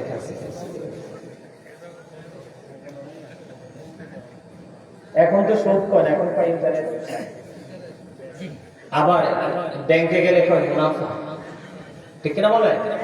তো ঘুরে গেলে একটাই, টাকায় বাচ্চা দেয় টাকা, যেই টাকা বাচ্চা দেয় ওই টাকায় সুদ, ঠিক কিনা বলেন? তবে হ্যাঁ, আপনি মাঠে ধান লাগাইছেন, ধান কাটছেন, 20,000 টাকা খরচ হয়েছে, 50,000 টাকা, এটা হচ্ছে সবচেয়ে বেশি বরকতের জিনিস। কথা কন না কেন? যেমন আপনাদের গ্রাম, লোকাল গ্রাম, সুদ হবে না কিভাবে একটু বলে দেই।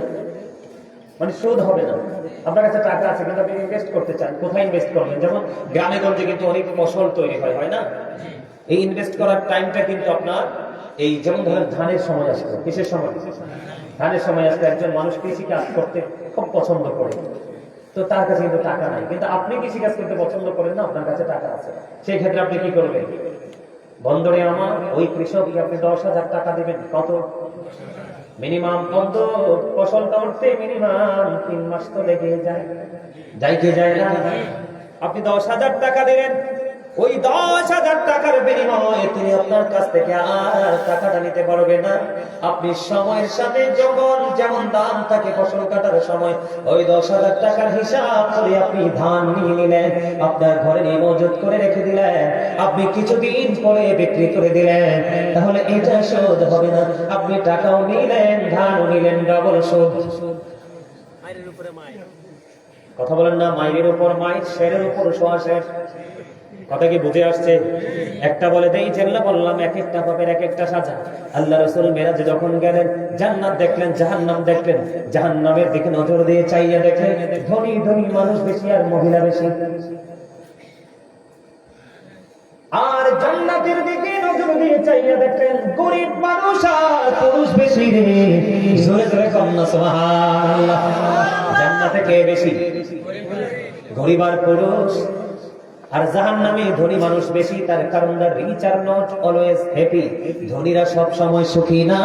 এই পৃথিবীর ম্যাক্সিমাম ধনী মানুষ হলো গরিবের রক্ত চষে।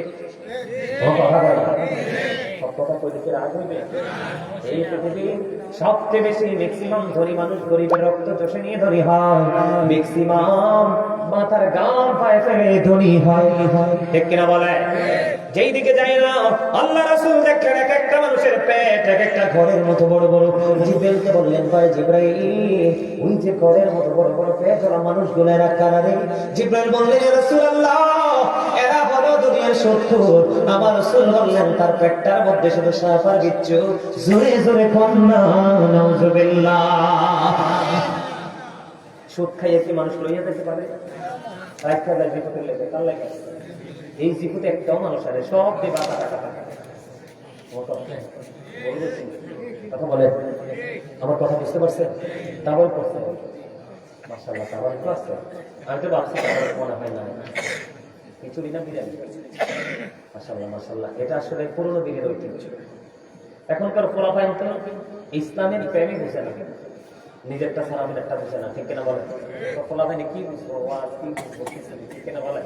আর জোরে আমার কথা কি আপনারা বুঝতে পারছেন? আজকে ভূমিকম্পটা কেন হলো? আমাদের চরিত্রের কারণে। কিসের কারণে? আর জোরে বলেন, কিসের কারণে? আমরা এই ভূমিকম্প থেকে বাঁচতে হলে, আসমানি গজব থেকে বাঁচতে হলে, ভবিষ্যতে আমরা নিজেদেরকে সুরক্ষিত রাখতে হলে আমাদেরকে কি করতে হবে? চরিত্রের পরিবর্তন আনতে হবে। আমরা ক্যারেক্টারলেস থেকে গুড ক্যারেক্টার সম্পন্ন পার্সন হিসেবে নিজেদেরকে প্রস্তুত করতে হবে, ঠিক কিনা বলেন? সম্মানিত উপস্থিতি, এই চরিত্রকে বদলাতে হলে সর্বপ্রথম আপনার জীবনে একটা জিনিস প্রয়োজন, সেটা হলো প্রেম। কার সাথে? রাসূলের সাথে। রাসূলের সাথে যখন প্রেম আপনি করবেন, তখন রাসূল ওয়ালাকে আপনি খুঁজতে শিখবেন। যখন রাসূল ওয়ালার কাছে আপনি চলে যাবেন, অটোমেটিক্যালি আপনার চারিত্রিক পরিবর্তন চলে আসবে। আর যখন চলে আসবে, আসার পরে আপনার কাছে সবচেয়ে বেশি পছন্দ লাগবে যে কাজটা করতে, সেটা হলো নামাজ। সেটা হলো কি? আপনি যখন কন্টিনিউ নামাজ পড়বেন, সূরা আনকাবুতে এসেছে, ইন্নাস সালাতা তানহা আনিল ফাহশাই ওয়াল মুনকার। নামাজ মানুষকে সকল খারাপ কাজ থেকে বিরত রাখে, বাঁচিয়ে রাখে। আর হাদিস শরীফ থেকে যদি বলি, এই যে শীতের দিনে আপনাদের এলাকায় গাছের পাতা ধরেনি? সব গাছের পাতা, সব গাছের পাতা ধরে? হ্যাঁ, আও না, আপনি কি মনে করছেন ওনার কি বোকা? ওনার কিন্তু না বলে দিচ্ছে, সব গাছের পাতা ঝরে, মুষ্টি বই কিছু ছাড়া সব গাছের পাতাই ঝরে যায়। তাল গাছ, নারিকেল গাছ, সুপারি গাছ, খেজুর গাছ, এরকম কিছু গাছ ছাড়া ম্যাক্সিমাম গাছের পাতাই ঝরে যায়। এবং আবার রাসূল শীতের দিনে বের হলো, বের হওয়ার পরে তিনি দেখলেন গাছের পাতাগুলো বিরামহীনভাবে ঝরে ঝরে পড়ছে। এই দৃশ্য দেখে আমার প্রাণের রাসূল দুইটা ডাল ধরলেন, ধরার পরে আবু জারকে ডাক দিলেন। আবু জার উত্তর দিলেন, লাব্বাইকা ইয়া রাসূলুল্লাহ, আমি হাজির হাজির গো নবী, আমি হাজির। এবার আমার রাসূল বললেন, রে আবু জার, তুমি চাইয়া দেখো শীতের কারণে শুষ্ক হয়ে গাছের পাতাগুলো বিরামহীনভাবে ঝরে ঝরে পড়ে যাচ্ছে। ও আবু জার, আমার উম্মতগুলো, আল্লাহর বান্দাগুলো আল্লাহর সাথে প্রেমের গুণে লাগাইয়া সবচেয়ে মহব্বত করে আল্লাহ বানাইছে মানুষের কপাল, কারণ এই কপাল আল্লাহর কুদরতি কদমে ঠেকাবে বন্ধ। ঠিক কিনা বলেন? রাসূল বললেন, যে বান্দাগুলো আল্লাহকে ভালোবেসে নামাজের মাধ্যমে আল্লাহর কুদরতি কদমে সিজদা দিয়ে দেয়, শীতের দিনের গাছের মতো তার জীবনের গুনাহগুলো সব ঝরে পড়ে যায়। সুবহানাল্লাহ বলেন। নামাজ পড়েন তো? নামাজ পড়তে হবে, সকল অন্যায় অপরাধ থেকে নিজেকে মুক্ত রাখার চেষ্টা করতে হবে। আর জানেন, যে মানুষটা অন্যায় করতে পছন্দ করে, অপরাধ করতে পছন্দ করে, তাকে প্রত্যক্ষ বা পরোক্ষভাবে কোনোভাবেই তার সাথে প্রেমের ধরে রাখা যাবে না। রাসূল বলেছেন, তুমি অপরাধী জানার পরেও যদি তুমি কোনো মানুষকে সাপোর্ট দিয়ে থাকো, তাহলে তুমি মুসলমান থেকে খারিজ হয়ে গেলে। নাউযুবিল্লাহ বলেন। আর কখনো কারো জায়গা জোর করে দখল করবেন না। কেউ যদি কারো কাছ থেকে 1 বিঘা জায়গা জোর করে দখল করে, রাসূল বললেন, তাকে কাল হাসরের ময়দানে 7টা পৃথিবী তার গলায় মালা বানাইয়া ঝুলাই দেওয়া হবে। এই বোঝা বইতেই থাকতে হবে, বইতেই থাকতে হবে, কিন্তু বাঁচারও সুযোগ নাই, মরারও সুযোগ নাই, পালিয়ে যাওয়ারও সুযোগ নেই। তো এই জন্য বললাম, আবার যদি কখনো কোথায় দেখা হয়, তাহলে কোন ভাবে কোন সাজাবাদ বদল করে বিষয় নিয়ে হাজির হয়ে যাব। আর যদি দেখা না হয়, অনলাইন থেকে আপনার আলোচনা শুনবেন। আমি বিশ্বাস করি আপনাদের জীবনের পরিবর্তন আসবে। আমি এই প্রত্যাশা ব্যক্ত করে আজকের মতো আলোচনা এখানে শেষ করছি। ঠিক আছে, সম্মানিত উপস্থিতি, আমার আলোচনায় যদি কষ্ট পেয়ে থাকেন, আল্লাহর রাস্তায় ক্ষমা করে দিবেন। যদি ভালো লেগে থাকে আমল করার চেষ্টা করবেন, ভালো লেগে থাকে সেটার উপর আমল করার চেষ্টা করবেন। এদিকে দেখান, এই নবীজিকে দাঁড়ায় সালাম দেওয়ার পক্ষে না বিপক্ষে আপনারা? কে কে পক্ষে? হাত তোলেন তো সবাই। মাশাআল্লাহ, আপনাদেরকে একটু ক্লিয়ার করে দিই। মদিনায় গেছেন না? এখানে আছেন নাকি? দাদাভাই গেছেন? মাশাআল্লাহ, আপনারা সবাই গেছেন, আলহামদুলিল্লাহ। আমিও তো গুনাহগার গিয়ে আসছি 2021 সালে, 2022 গিয়েছিলাম। নবীজিকে দাঁড়িয়ে সালাম দিতে অনেকেই মনে কষ্ট পায়, আমার কাছে আফসোস লাগে। কেন জানেন? এখনো আপনি নবীজির রওজায় গেলেন, আরে দাঁড়াইতেই তো পারবেন না, বসা তো থাকতে হবে। ঠিক কিনা বলেন? যদি আল্লাহ যদি কখনো নেয়, দেখবেন নবীজির রওজায় আসলে আপনি বসবেন, আরে ভাই দাঁড়াইয়া বলে, আমি দাঁড়াইয়া একটু চোখের পানি বাড়াইয়া সেটারই সুযোগ। এটা কি রাসূলের সম্মান না? আর জোরে বলেন, জোরে বলেন। মদিনায় গেছেন তো, দেখছেন তো দাদা ভাই, একটা ওয়াশরুম, একটা টয়লেট জমিনে নাই। সবগুলো 5 তলা, 4 তলা, 6 তলা, 7 তলা নিচে, আন্ডারগ্রাউন্ডে। সুবহানাল্লাহ বলেন না? আরে জোরে কি বলে কোনে করছেন? শুধু আমার নবীর কারণে, আমার নবী যেখানে শুয়েছে হারামের ভিতরে ঢুকে 1 রাকাত নামাজ পড়লে 50,000 রাকাতের সওয়াব। সুবহানাল্লাহ। সেই নবীকে মহব্বত করে আমি সালাতু সালাম জানাবো, আপনি বলে দিবেন বেদা হইল নি? কারণ কথা বল না, কারণ দুনিয়াতে কত অপরাধী মানুষ নেতা হইয়া আসে না আমাদের কাছে? কথা বল না, এসা কথা না। দুনিয়াতে কত অপরাধী মানুষ আমাদের কাছে বড় নেতা হইয়া আসে না?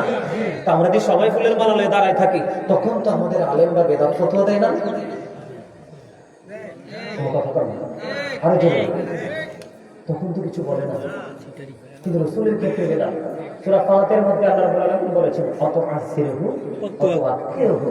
আল্লাহ বলেছেন, হেল্প এন্ড রেসপেক্ট, তোমরা আমার হাবিবকে সাহায্য করো এবং সম্মান। এই হাসান ইবনে সাবিত রাদিয়াল্লাহু তাআলা মসজিদে নববীর মিম্বরে দাঁড়িয়ে তো নবীর সামনে হয়েছে, বৈশা তো গায় না। বুঝেন না? ওয়াজ বুঝেন না? তো নবীজি, এখন আপনি প্রশ্ন করতে পারেন, হাসান ইবনে সাবিতের সামনে তো আমার নবী ছিল, আপনার আমার কাছে কি নবী নাই? কথা কর না, নবীকে মরে গেছে।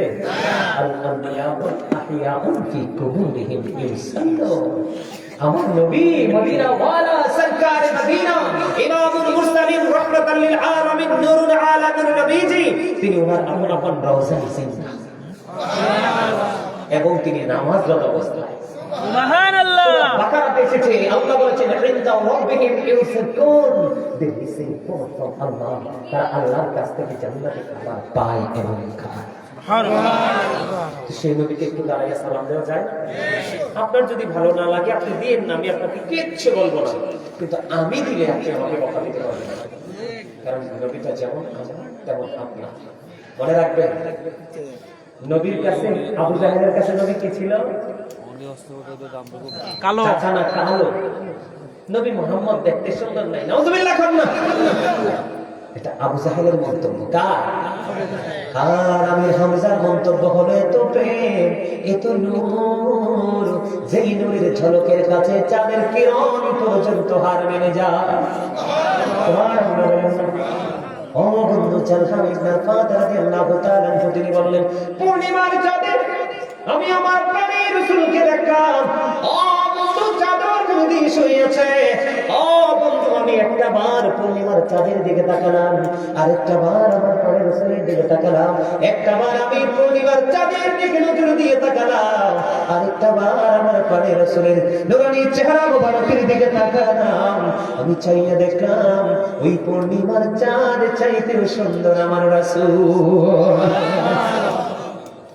মারহাবা বলবেন না? মারহাবা। তাহলে এটা আপনার কারো, এটা আপনার ব্যক্তিগত পার্সোনাল চিন্তা, ঠিক না বলেন? আপনি যদি নবীজিকে দাঁড়িয়ে সালাম না দেন, নবীজিকে অনারেবল প্রফেট হিসেবে যদি আপনি সিলেক্ট করতে না পারেন, তাহলে সেটা আপনার পার্সোনাল, যেটা ঠিক কিনা বলেন? আমি যদি বলি এটা আমারটা বই তো, কারণ আমার রাসূলকে আমি কিভাবে ভালোবাসবো সেটা আমি জানি, ঠিক কিনা বলেন? ভালোবাসা কি সবার একরকম হয় না? এক একজনের ভালোবাসার ধরন কিন্তু এক এক রকম।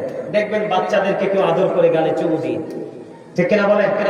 আর আরেকজনে দেখবেন বাচ্চাকে আদর করে দাঁত ভাঙিয়ে ফেলতেছে, গাল গাল টাইনা তুষ করে ফেলতেছে, এটা তার আদরের ধরন। কথা বল না কেন? বলে হুজুর আপনি কি এটার সাথে নবীজিকে মিলাইলেন? না, আপনাদেরকে জাস্ট একটু বুঝাইলাম আর কি, যে আমি আমার রাসূলকে সব দিকে ভালোবাসি।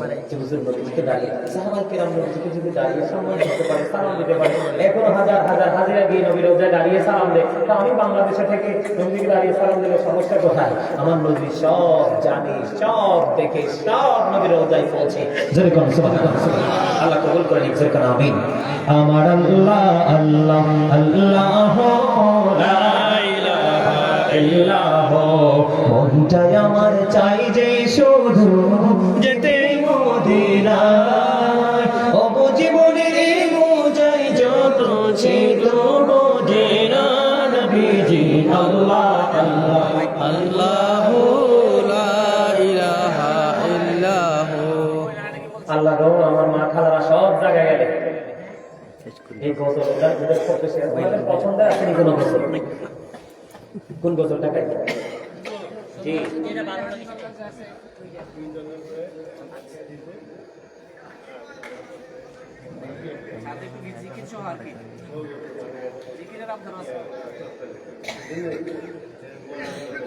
মারহাবা বলেন, মারহাবা বলেন, আরে জোরে বলেন মারহাবা। ঢাকা নারায়ণগঞ্জে গেছি ওয়াজ করতে। আচ্ছা করবো করবো, জি এখনই দোয়া করবো।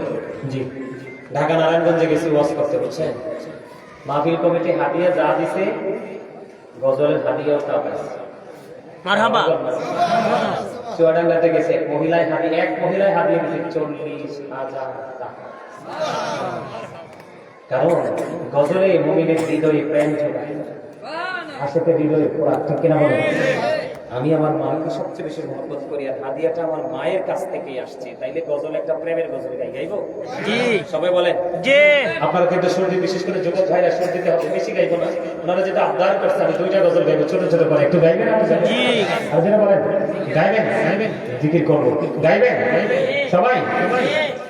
আমি তোমার প্রেমের ভিখারি ইয়া রাসূলুল্লাহ, আমি তোমার প্রেমের ভিখারি ইয়া রাসূলুল্লাহ, ইয়া হাবিবাল্লাহ, আমি তোমার প্রেমের ভিখারি ইয়া রাসূলুল্লাহ, ইয়া হাবিবাল্লাহ, আমি তোমার প্রেমের ভিখারি, তোমার প্রেমের রাসূল নাই যে তুলনা, নাই যে তুলনা, রাসূলে নাই যে তুলনা, তোমার প্রেমের রাসূলে নাই যে তুলনা, নাই যে তুলনা, রাসূলে নাই যে তুলনা, তোমার প্রেমে জিন্দা হলো উস্তুরে হান্নানা ইয়া রাসূলুল্লাহ, আমি তোমার প্রেমের ভিখারি ইয়া রাসূলুল্লাহ ইয়া হাবিবাল্লাহ আমি তোমার প্রেমের ভিখারি তোমার প্রেমে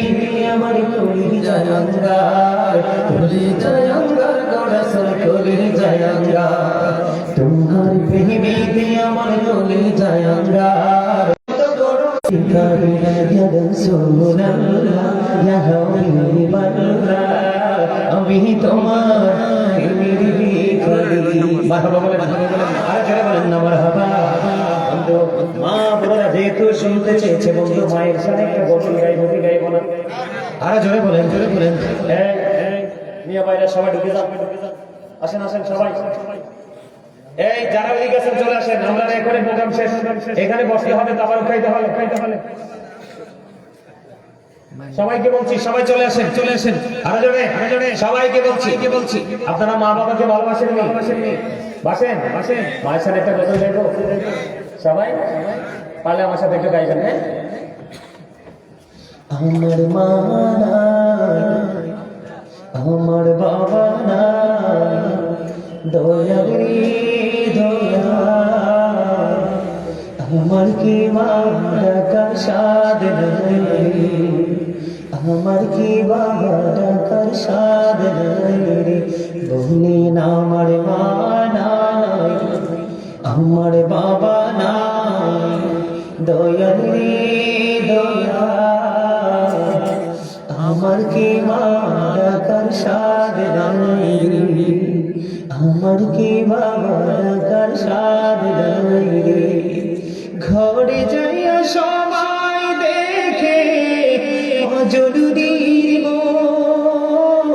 বাবা যখন মাথায় হাতে ভুলে যাই সব লোক আমার মা নাই আমার বাবা নাই আমার কি মা ডাকার সাদ নাই আমার কি বাবা ডাকার সাদ নাই শয়নি স্বপনে শুধু মা তোমার কথা মনে হয় কতদিন দেখবে না তোমার ভুলে কি গেছো ভুলে কি গেছো আমার মন জুড়ে শুধু দুঃখ জ্বালা কে আর পড়াবে আমি সুখী মন জুড়ে ভুলে কি গেছো আমায় ভুলে কি গেছো ভাল লাগে না গজল গাইতে পারেন না পারে তো সুর দেন না কেন আরেকটা গজল গাই মায়ের সাথে তোরা কই পাবি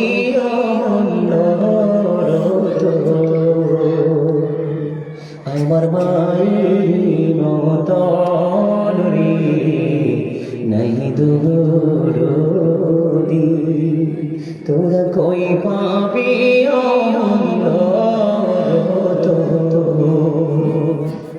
আমার মায়ের মতন রে নাই দূরদি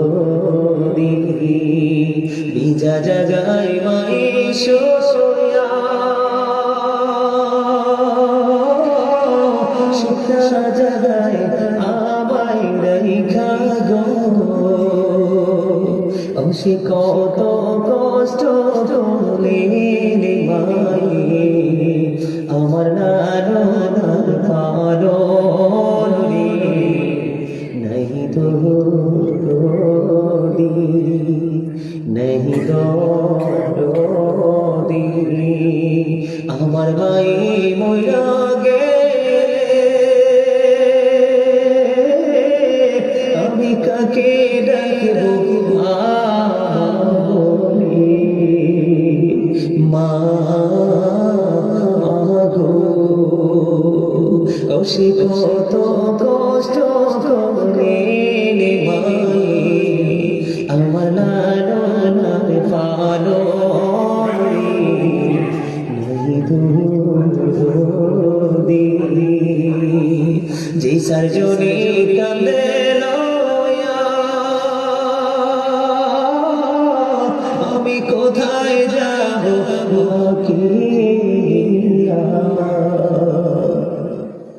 ও খোলে দাও মায়ের বুকের কাপড়, দেখি জনমের মতন রে নাহি দরদি। অন্ধকার কবরের মাঝে কি জানি কি আজাব হবে গো, কৌশিক মাফ করে দাও আল্লাহ, আমার জনমী মাকে নাহি দরদি। তোরা কই পাবি আমার মায়ের মতন রে নাহি দরদি। মারহাবা বলা হয়। ভালো লাগছে না? বাস্তব কথাগুলো উঠে আসছে না? প্রত্যেকে বাবাকে ভালোবাসবেন, যাদের চলে গেছে তাদেরকেও ভালোবাসবেন, যারা দুনিয়াতে আছে তাদেরকেও ভালোবাসবেন। আল্লাহ যেন কবুল করেন, জোরে করেন আমিন। বাবা রে, ওই যে দেখেন দোয়া করবে, দোয়া করবে বাবা মার জন্য দোয়া। দেখছেন যে চোখে, ওই যে দেখছেন, আমি তো শুরুতেই দেখছি ওনার চোখে পানি, যিনি আজকে মাহফিলের আয়োজন করেছেন, আমাকে যিনি দাওয়াত দিয়েছেন। আসলে গজল যখন গাইতে থাকি অন্য কিছু করতে ইচ্ছে করে না। ওনার জীবনে উনি কাউকে ভালোবাসতে পারে না, মানে কোনো আলেমকে উনি মানে সম্মান করেছে, কিন্তু কাউকে হৃদয় থেকে ভালোবাসা মন মানসিকতার মধ্যে কখনো তৈরি হয়নি। কিন্তু হঠাৎ করে একদিন তিনি লন্ডন থেকে বাংলাদেশে আসলো, এসে আমাকে ফোন দিল। আমার একজন ফোনটা রিসিভ করলো, ছিলাম প্রোগ্রামে। পরে উনি হঠাৎ করে ফোন দিয়ে আমাকে বললেন, বাবা আজকে থেকে আপনি আমার ছেলে। আমি আমার জীবন, বাকি জীবনটা আমি আপনাকে ছেলে বলে সম্বোধন করে, আমার একটা ছেলে আছে এরকম মনে করে আমি আমার জীবনটাকে পার করতে চাই। সেই থেকে তিনি, আমি ওনাকে মা রাখি। ওনার পৃথিবীতে কেউ নাই, মানে ছেলে, সন্তান, স্বামী কেউ নাই, বুঝছেন? তো ওনার খুবই পছন্দ এই গজলটা। ওনার সব সময় একটা অনুরোধ, আমি জানি গজলটা গাইটা লেখাও আমার, সরো আমার। আপনারা যদি শুনতে চান আমি একটু শোনাবো, শুনবেন? পারলে আমার সাথে একটু সুর দিবেন। কাঁচা ছিঁড়ে যায় রে পাখি, চলিও চিনবে সে, কুল কিনারা পাই না খোঁজে, গুড়ে পাগল বেশি, গুড়ে পাগল বেশি। বলেন কাঁচা ছেড়ে যায় রে পাখি, চলিও চিনবে সে, কুল কিনারা পাই না খোঁজে, গুড়ে পাগল বেশি, গুড়ে পাগল বেশি। কেনা হবে এখন তোমার ভাবনা চিন্তা করে, এখন তুমি বন্দী আছো আপন মনের ঘরে।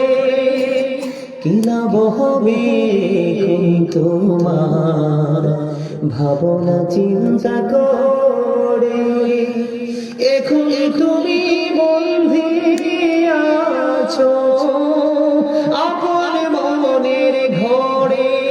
চাইলেও তুমি পারবে না যেতে শান্তি সুখী রে, কুল কিনারা পাই না খোঁজে, গুড়ে পাগল বেশি, গুড়ে পাগল বেশি। মারহাবা বলেন। আমি পুরোপুরি কবরের পরের জীবনটাকে বুঝাইছি। আপনারা যদি ভালো লাগে গজলটা পুরোটা অনলাইনে গাওয়া আছে, আপনারা শুনবেন। আরেকটা গজল লিখছি বর্তমান প্রেক্ষাপট নিয়ে, একটুখানি শোনাই। যেহেতু গজলের কথা বলেছেন, জীবনে আর বাইচা আসলে না দেখা হবে, নাই তো না, যদি আমি নাও আসি আপনারা আমার এই কথাগুলো মনে রাখবেন। আরেকটা গজল লিখছি মানুষের চরিত্র নিয়ে, গাইব একটু? সবাই শুনবে? আমার সাথে একটু সুর দেওয়ার চেষ্টা করুন। জুলুম যারা করলা বন্ধু, হারাইলা দুকুল, জনম জনম কেঁদেও তোমার হবে না আসল, একবার ভেবে দেখো না তোমার কোথায় ঠিকানা, একবার ভেবে দেখো না তোমার কোথায় ঠিকানা। এখনো তো আছে সময়, এখনো তো আছে সময়, বোঝো তোমার ভুল। জনম জনম কেঁদেও তোমার হবে না আসল, বলেন জুলুম যারা করলা বন্ধু, সবাই বলেন জুলুম যারা করলা বন্ধু হারাইয়া দুকুল। জনম জনম কেঁদেও তোমার হবে না আসল, বলেন জনম জনম কেঁদেও তোমার হবে না আসল। বৃষ্টি যখন আসে বন্ধু শীতল মরুভূমি, তওবা করো ক্ষমা পাবে বলে গেলাম আমি।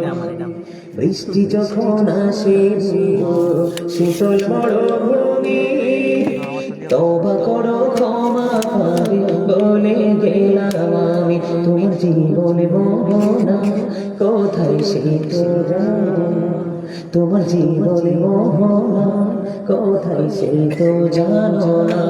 ক্ষমা যদি না পাও বন্ধু, ক্ষমা যদি না পাও বন্ধু পাবে না তো জনম জনম কেঁদেও তোমার হবে না আসল, বলেন জুলুম যারা করলা বন্ধু, সবাই বলেন জুলুম যারা করলা বন্ধু হারাইয়া দুকুল। জনম জনম কেঁদেও তোমার হবে না আসল। আমি কিন্তু কবিতা গাই নাই, একটু একটু গেয়েছি, আপনাদের ভালো লাগবে অনলাইন থেকে ওটা ডাউনলোড করে শুনবেন। সর্বশেষ একটা গজল গাইব, যেই গজলটা রাত্রি গভীরে লিখেছিলাম। আমার রাসূলের সাথে প্রেমের ডলি লাগে, আর গজলটা লিখছি তখন আমার চোখ দিয়ে পানি পড়েছিল। গাইব একটু, আমার রাসূলের সঙ্গে আমি আজকের গজলের সমাপ্তি টানবো, পারলে আমার সাথে সবাই গাইব। মানে দূরে একটু কম যায় না? এই তো যে সুন্দর নূর নবীজি, নামটি মধু মাখা, বলি এই তো যে সুন্দর নূর নবীজি, নামটি মধু মাখা, তুমি ছাড়া শূন্য জীবন, তুমি ছাড়া শূন্য জীবন, আমি যে বড় একা। এই তুমি যে সুন্দর নূর নবীজি, নামটি মধু মাখা, পথ চেয়ে আছি আমি, বলেন পথ চেয়ে আছি আমি, কবে দিন দেখা।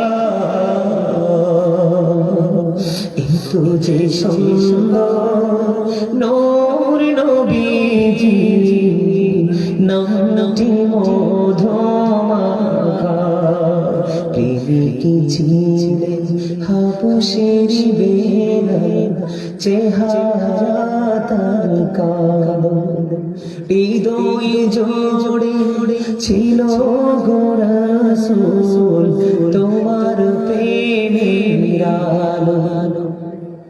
প্রেমিকি ছিলেন হাবশের বেলায়, চেহারা তার কালো, হৃদয় জোড়ে ছিল গো রাসূল তোমার প্রেমের আলো। নবীর প্রেমের ইতিহাসে এই নামটি আছে লেখা। এতো যে সুন্দর নূর নবীজি, নামটি মধু মাখা, তুমি ছাড়া শূন্য জীবন, তুমি ছাড়া শূন্য জীবন, আমি জীবন কত আছি আমি কবে দিবা দেখা। মারহাবা বলেন, আরো জোরে বলেন না মারহাবা। আরো মহব্বত সম্মানিত উপস্থিতি, এই গজল আর গজল গাইব ক্লান্ত হয়ে পড়েছি, আমি জিকির করতে হবে, হয়েছে অনেক সময় হয়ে গেছে। আরেকদিন আসলে অনলাইন থেকে শুনলেন আমার আল্লাহ আল্লাহ আল্লাহ লা ইলাহা ইল্লাল্লাহ আল্লাহ আল্লাহ আল্লাহ লা ইলাহা ইল্লাল্লাহ। আপন নূর দিয়া আল্লাহ করিয়া সৃজন, আরশের পরে কুরসির তরে রাখিলেন গোপন নবীজি আল্লাহ আল্লাহ আল্লাহ লা ইলাহা ইল্লাল্লাহ আল্লাহ আল্লাহ আল্লাহ লা ইলাহা ইল্লাল্লাহ। ও না জানি তো বাইতে নৌকা না জানি সাঁতার, হায়রে দয়া করে পার করিও জাহান্নাম মাজার নবীজি আল্লাহ আল্লাহ লা ইলাহা ইল্লাল্লাহ আল্লাহ আল্লাহ আল্লাহ লা ইলাহা ইল্লাল্লাহ। গুনাহগারের গহনা জরে রাসূল দিদারে আপনার, দয়া করে দিয়ে দেখা হাবিবে দো জাহান নবীজি আল্লাহ আল্লাহ আল্লাহ লা ইলাহা ইল্লাল্লাহ আল্লাহ আল্লাহ আল্লাহ লা ইলাহা ইল্লাল্লাহ।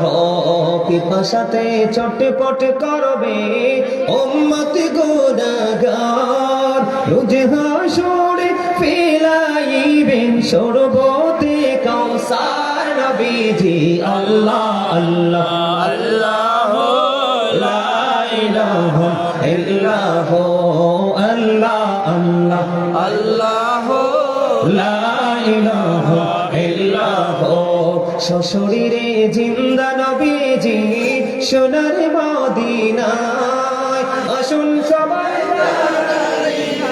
সালাম জানাই নবীজি আল্লাহ আল্লাহ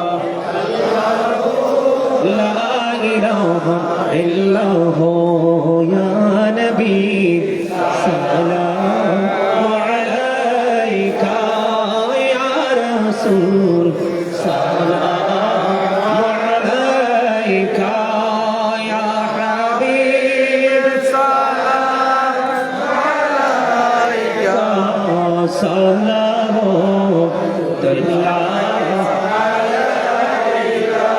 سيدي يا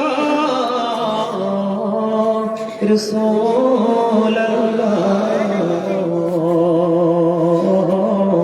ويا حبيب الله نبي গো মদিনা হইতে সব কিছুই পারে দেখিতে, মোদের লাশ কবরে রাখিলে লইয়ে গো আপন কোলে ইয়া নবী সালাম মহব্বতে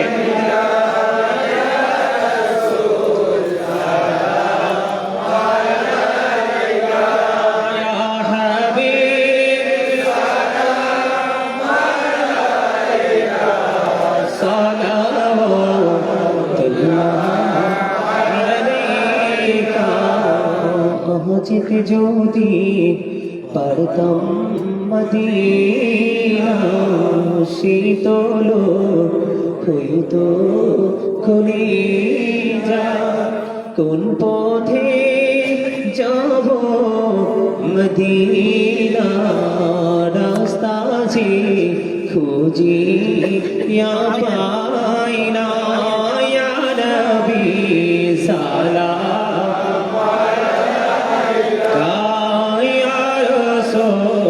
সালাম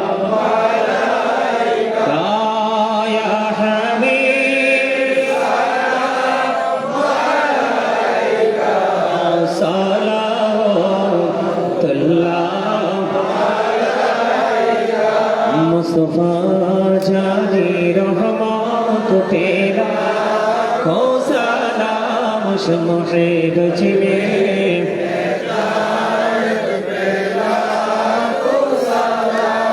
गौसल आजम इमामतों का वंदों का जलवाए शानी कुदरत पेला तो सलाम मुस्तफा जाने रहमत पेला मुझे बचने हैदायत पेला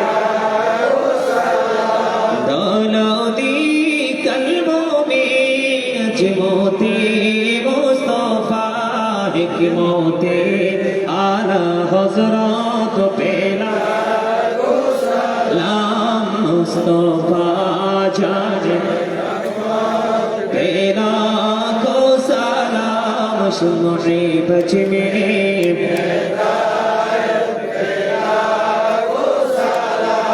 पाकी पंजतन लाखों सलाम या पाकी पंजतन लाखों सलाम करबलार कुरबानी স্মরণ করো প্রাণ ভরে সকলে নামাজ পড়ো ইয়া হুসাইন শাহ হুসাইন লাখো সালাম ইয়া হুসাইন শাহ হুসাইন লাখো সালাম বলগল উলা বিকমালিহি بجماله حسنت جميع صالح صلى عليه وآله صلى الله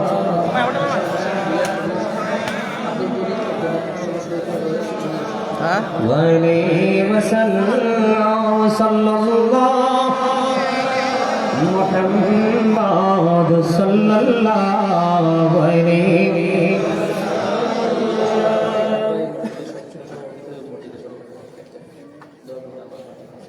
الصلاة والسلام عليك رسول الله الصلاة والسلام عليك حبيب الله الصلاة والسلام عليك شافي المجرمين الصلاة والسلام عليك رحمة للعالمين الصلاة والسلام عليك يا نور الله وجهر الهدى أرني بجمالك يا رسول الله أعطني اللهم نبره الكريم بيد سيد من صلاة وتسليم اللهم صل وسلم وبارك عليه شكرا لك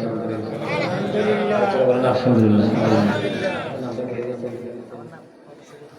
সবুজ ভাই সম্মানিত উপস্থিতি শেষ ভালো শেষ সব ভালো যারা অত্যন্ত চমৎকার ভাবে আপনারা মনোযোগ দিয়ে আলোচনা শুনেছেন আবার বলছি যত আলোচনা শুনেছেন প্রত্যেকটা আলোচনার উপর ভিত্তি করে আমল করার চেষ্টা করবেন আল্লাহ যেন আমাদেরকে আগামী দিন থেকে নতুন ভাবে পথ চলা আমল করার তৌফিক দান করে সকল বলেন আমিন সম্মানিত উপস্থিতি সবাই চেহারাতে 4বার সূরা ফাতিহা শরীফ 3বার সূরা ইখলাস শরীফ কয়েকবার দরুদ শরীফ পড়ে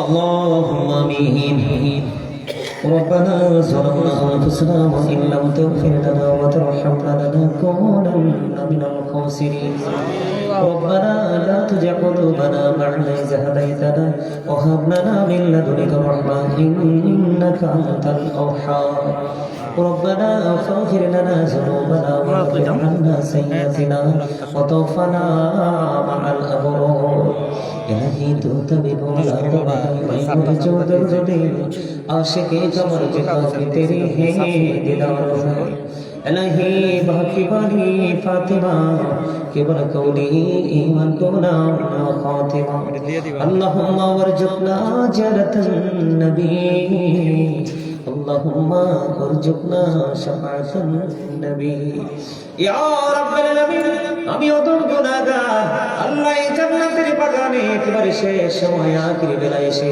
আল্লাহ গো ইয়া রাব্বুল আলামিন এই গ্রামের প্রত্যেকটা ভাই বাবাকে মা বোনদেরকে নিয়ে বিশেষ করে মাহফিল কর্তৃপক্ষকে নিয়ে আল্লাহ তোমার শাহী দরবারে দোকান হাত তুলেছি মেহেরবানি করে আমাদের হাত তুমি কবুল ও মঞ্জুর করে দাও এতক্ষণ পর্যন্ত যত আলোচনা হয়েছে সকল ত্রুটিগুলো ক্ষমা করে দিয়ে হাদিয়ার লক্ষ কোটি কোটি করে বাড়াইয়া প্রাণের নবীজের নবীর কদম মোবারক বিশ্ববিশ্বনাথ মদিনায় পৌঁছায় আল্লাহ জান্নাতুল বাকি জান্নাতুল মাওয়ায় হাদিয়া পৌঁছায় দাও সাহাবাই কেরাম থেকে ধরে অদ্য পর্যন্ত আমাদের যারা যারা প্রাণ মুর্শিদের কদমে হাদিয়া তুমি পৌঁছায় দাও আমিন। আল্লাহ গো সবুজ ভাই দোয়া চেয়েছো ওনার বাবা কবরে আল্লাহ অনেকের জন্য দোয়া চেয়েছো অসুস্থ জবান বন্ধ হয়ে গেছে আল্লাহ গো এই গ্রামে অনেক অসুস্থ মানুষের জন্য সবুজ ভাই দোয়া চেয়েছে আল্লাহ গো ওনার ফ্যামিলি পরিবারের মধ্যে ওনার মা দুনিয়ায় বেঁচে আছে আল্লাহ মেহেরবানি করে ওনার বাবা কবরে মেহেরবানি করে ওনার বাবার কবরে হাদিয়া তুমি পৌঁছায় দাও আল্লাহ আমার সঙ্গে যারা হাত তুলেছে আমাদের আপন স্বজন যারা কবরে প্রত্যেকের কবরে হাদিয়া তুমি পৌঁছায় দাও আল্লাহ বিশেষ করে এই গ্রামের মধ্যে যতগুলো কবরবাসী আছে গো প্রত্যেকটা কবরবাসীর কবর আমাদের হাদিয়া তুমি পৌঁছায় দাও আমিন। আল্লাহ গো, তাদের কবর থেকে প্রাণের নবীজির জমবরকের সাথে সুন্দর একটা যোগাযোগের ব্যবস্থা করে মানি মানুষ জীবন দশায় শয়তানের ধোকায় পড়ে কত অন্যায় করে গো আল্লাহ এই মুরব্বী যারা শুয়ে আছে জানি না কে কোন অপরাধ করেছে গো আল্লাহ যেখানে 40 জন থাকে একজন থাকে তোমার মাহবুব বান্দা আল্লাহ এখানে কত মানুষ কে জানে তোমার মাহবুব বান্দা গো আল্লাহ মানে ওই মাহবুব বান্দার সিলাই গ্রামের প্রত্যেকটা কবরবাসীর কবর আজাব তুমি বন্ধ করে দাও দুনিয়ায় যত মুমিন কবরে আছে প্রত্যেকের কবর আজাব তুমি বন্ধ করে দাও আল্লাহ মেহেরবানি করে ইয়া রাব্বুল আলামিন সবুজ ভাই এবং ওনার স্ত্রী সন্তান সন্ততি মা আপন স্বজন চাচাতো ভাই জ্যাঠাতো ভাই মায়ের বংশধর বাবার বংশধর এবং আমার সঙ্গে যারা হাত ধরেছে তারা সব আল্লাহ তাদের মধ্যে যারা অসুস্থ তাদেরকে তুমি সুস্থ করে দাও আল্লাহ যারা যারা আমার কাছে হাদিয়া দিয়েছে দোয়া চেয়েছে আল্লাহ কে কোন আশায় হাদিয়া দিয়েছেন দোয়া চেয়েছেন জানি না মেহেরবানি করে আল্লাহ তাদের প্রত্যেকের খবর তুমি জানো যারা অসুস্থ সুস্থতা দান করে দাও যারা অবেছে তুমি দূর করে দাও আল্লাহ যারা ঋণী আছে মুক্তর তৌফিক তুমি দান করে দাও যারা চাকরি খুঁজে চাকরির ব্যবস্থা তুমি করে দাও যারা বিদেশ যেতে চায় যাওয়ার ব্যবস্থা করে দাও আল্লাহ যারা বিদেশে আছে সবাইকে সারা ইনকাম করার তৌফিক তুমি দান করে দাও আল্লাহ মাহফিলে যারা এসেছে এবং ঘর থেকে মা বোনেরা আল্লাহ পর্দার আড়াল থেকে হাত তুলেছে সবার জীবনের গুনাহগুলি ক্ষমা করে দিয়ে নিষ্পাপ হিসেবে কবুল করে নাও আল্লাহ এই মাহফিল কি তুমি কিয়ামত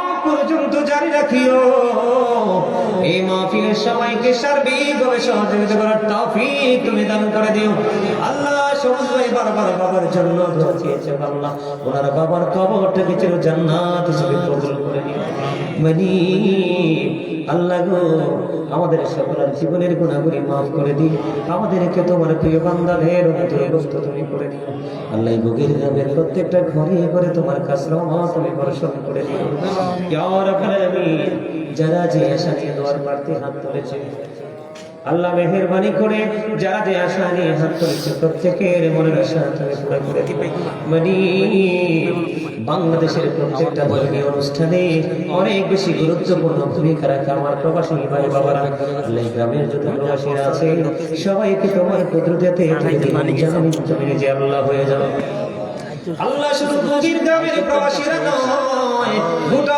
বাংলাদেশের প্রত্যেকটা প্রবাসীকে তুমি কবুল করে নাও যে যে আশা নিয়ে প্রবাসী জীবন কাটায় প্রত্যেকের মনের পবিত্র আশা পূরণ করে দাও আল্লাহ বিশেষ করে ইয়া রাব্বুল আলামিন লন্ডন থেকে আমার এক মা দোয়া চেয়েছে আল্লাহ আরেকজন মা দোয়া চেয়েছে সন্তান বিপদে পড়েছে আরেকজন মা দোয়া চেয়েছে লন্ডন থেকে আল্লাহ গো আমেরিকা থেকে আরেকজন দোয়া চেয়েছে ইয়া রাব্বুল আলামিন এমনি করে করে আমেরিকা থেকে লন্ডন থেকে ইতালি থেকে আজকে আসার সময় লন্ডন থেকে ফোন দিয়ে দোয়া চেয়েছে আল্লাহ ইয়া রাব্বুল আলামিন মেহেরবানি করে যারা যারা দোয়া চেয়েছে বাংলাদেশের জেলায় জেলায় আল্লাহ সংখ্য পাগলেরা দোয়ার প্রার্থী হয় এখানেও যারা দোয়ার প্রার্থী আছে সবাইকে একসাথে তোমার কুদরতে তুলে দিলাম তাদেরকে তুমি কবুল মঞ্জুর করে নাও আল্লাহ বিশেষ করে শারীরিক মানসিক সুস্থতা তুমি তাদেরকে দান করে দাও সবার সকল প্রতিকূলতা বন্ধ করে দিয়ে অনুকূল পরিবেশ তৈরি করে দাও সবুজ ভাই এবং সবুজ ভাইয়ের সঙ্গে যারা সাহায্য সহযোগিতা করেছে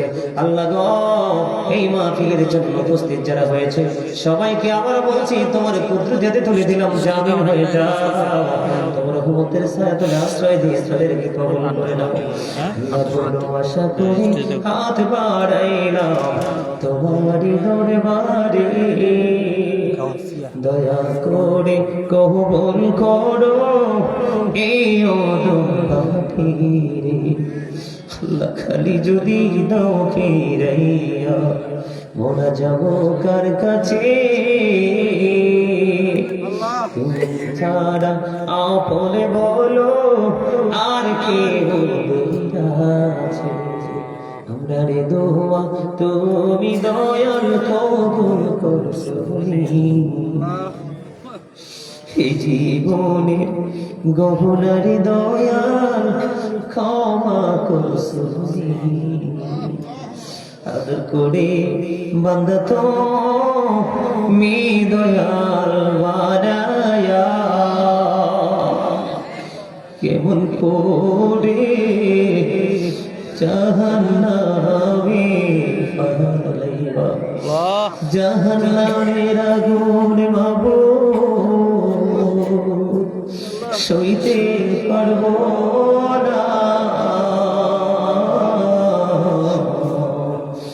দুনিয়াতে নৌকা কান্দাইয়া আখেরে কান্দাইও না বলে, জাহান্নামের আগুন মাবুদ সইতে পারবো না।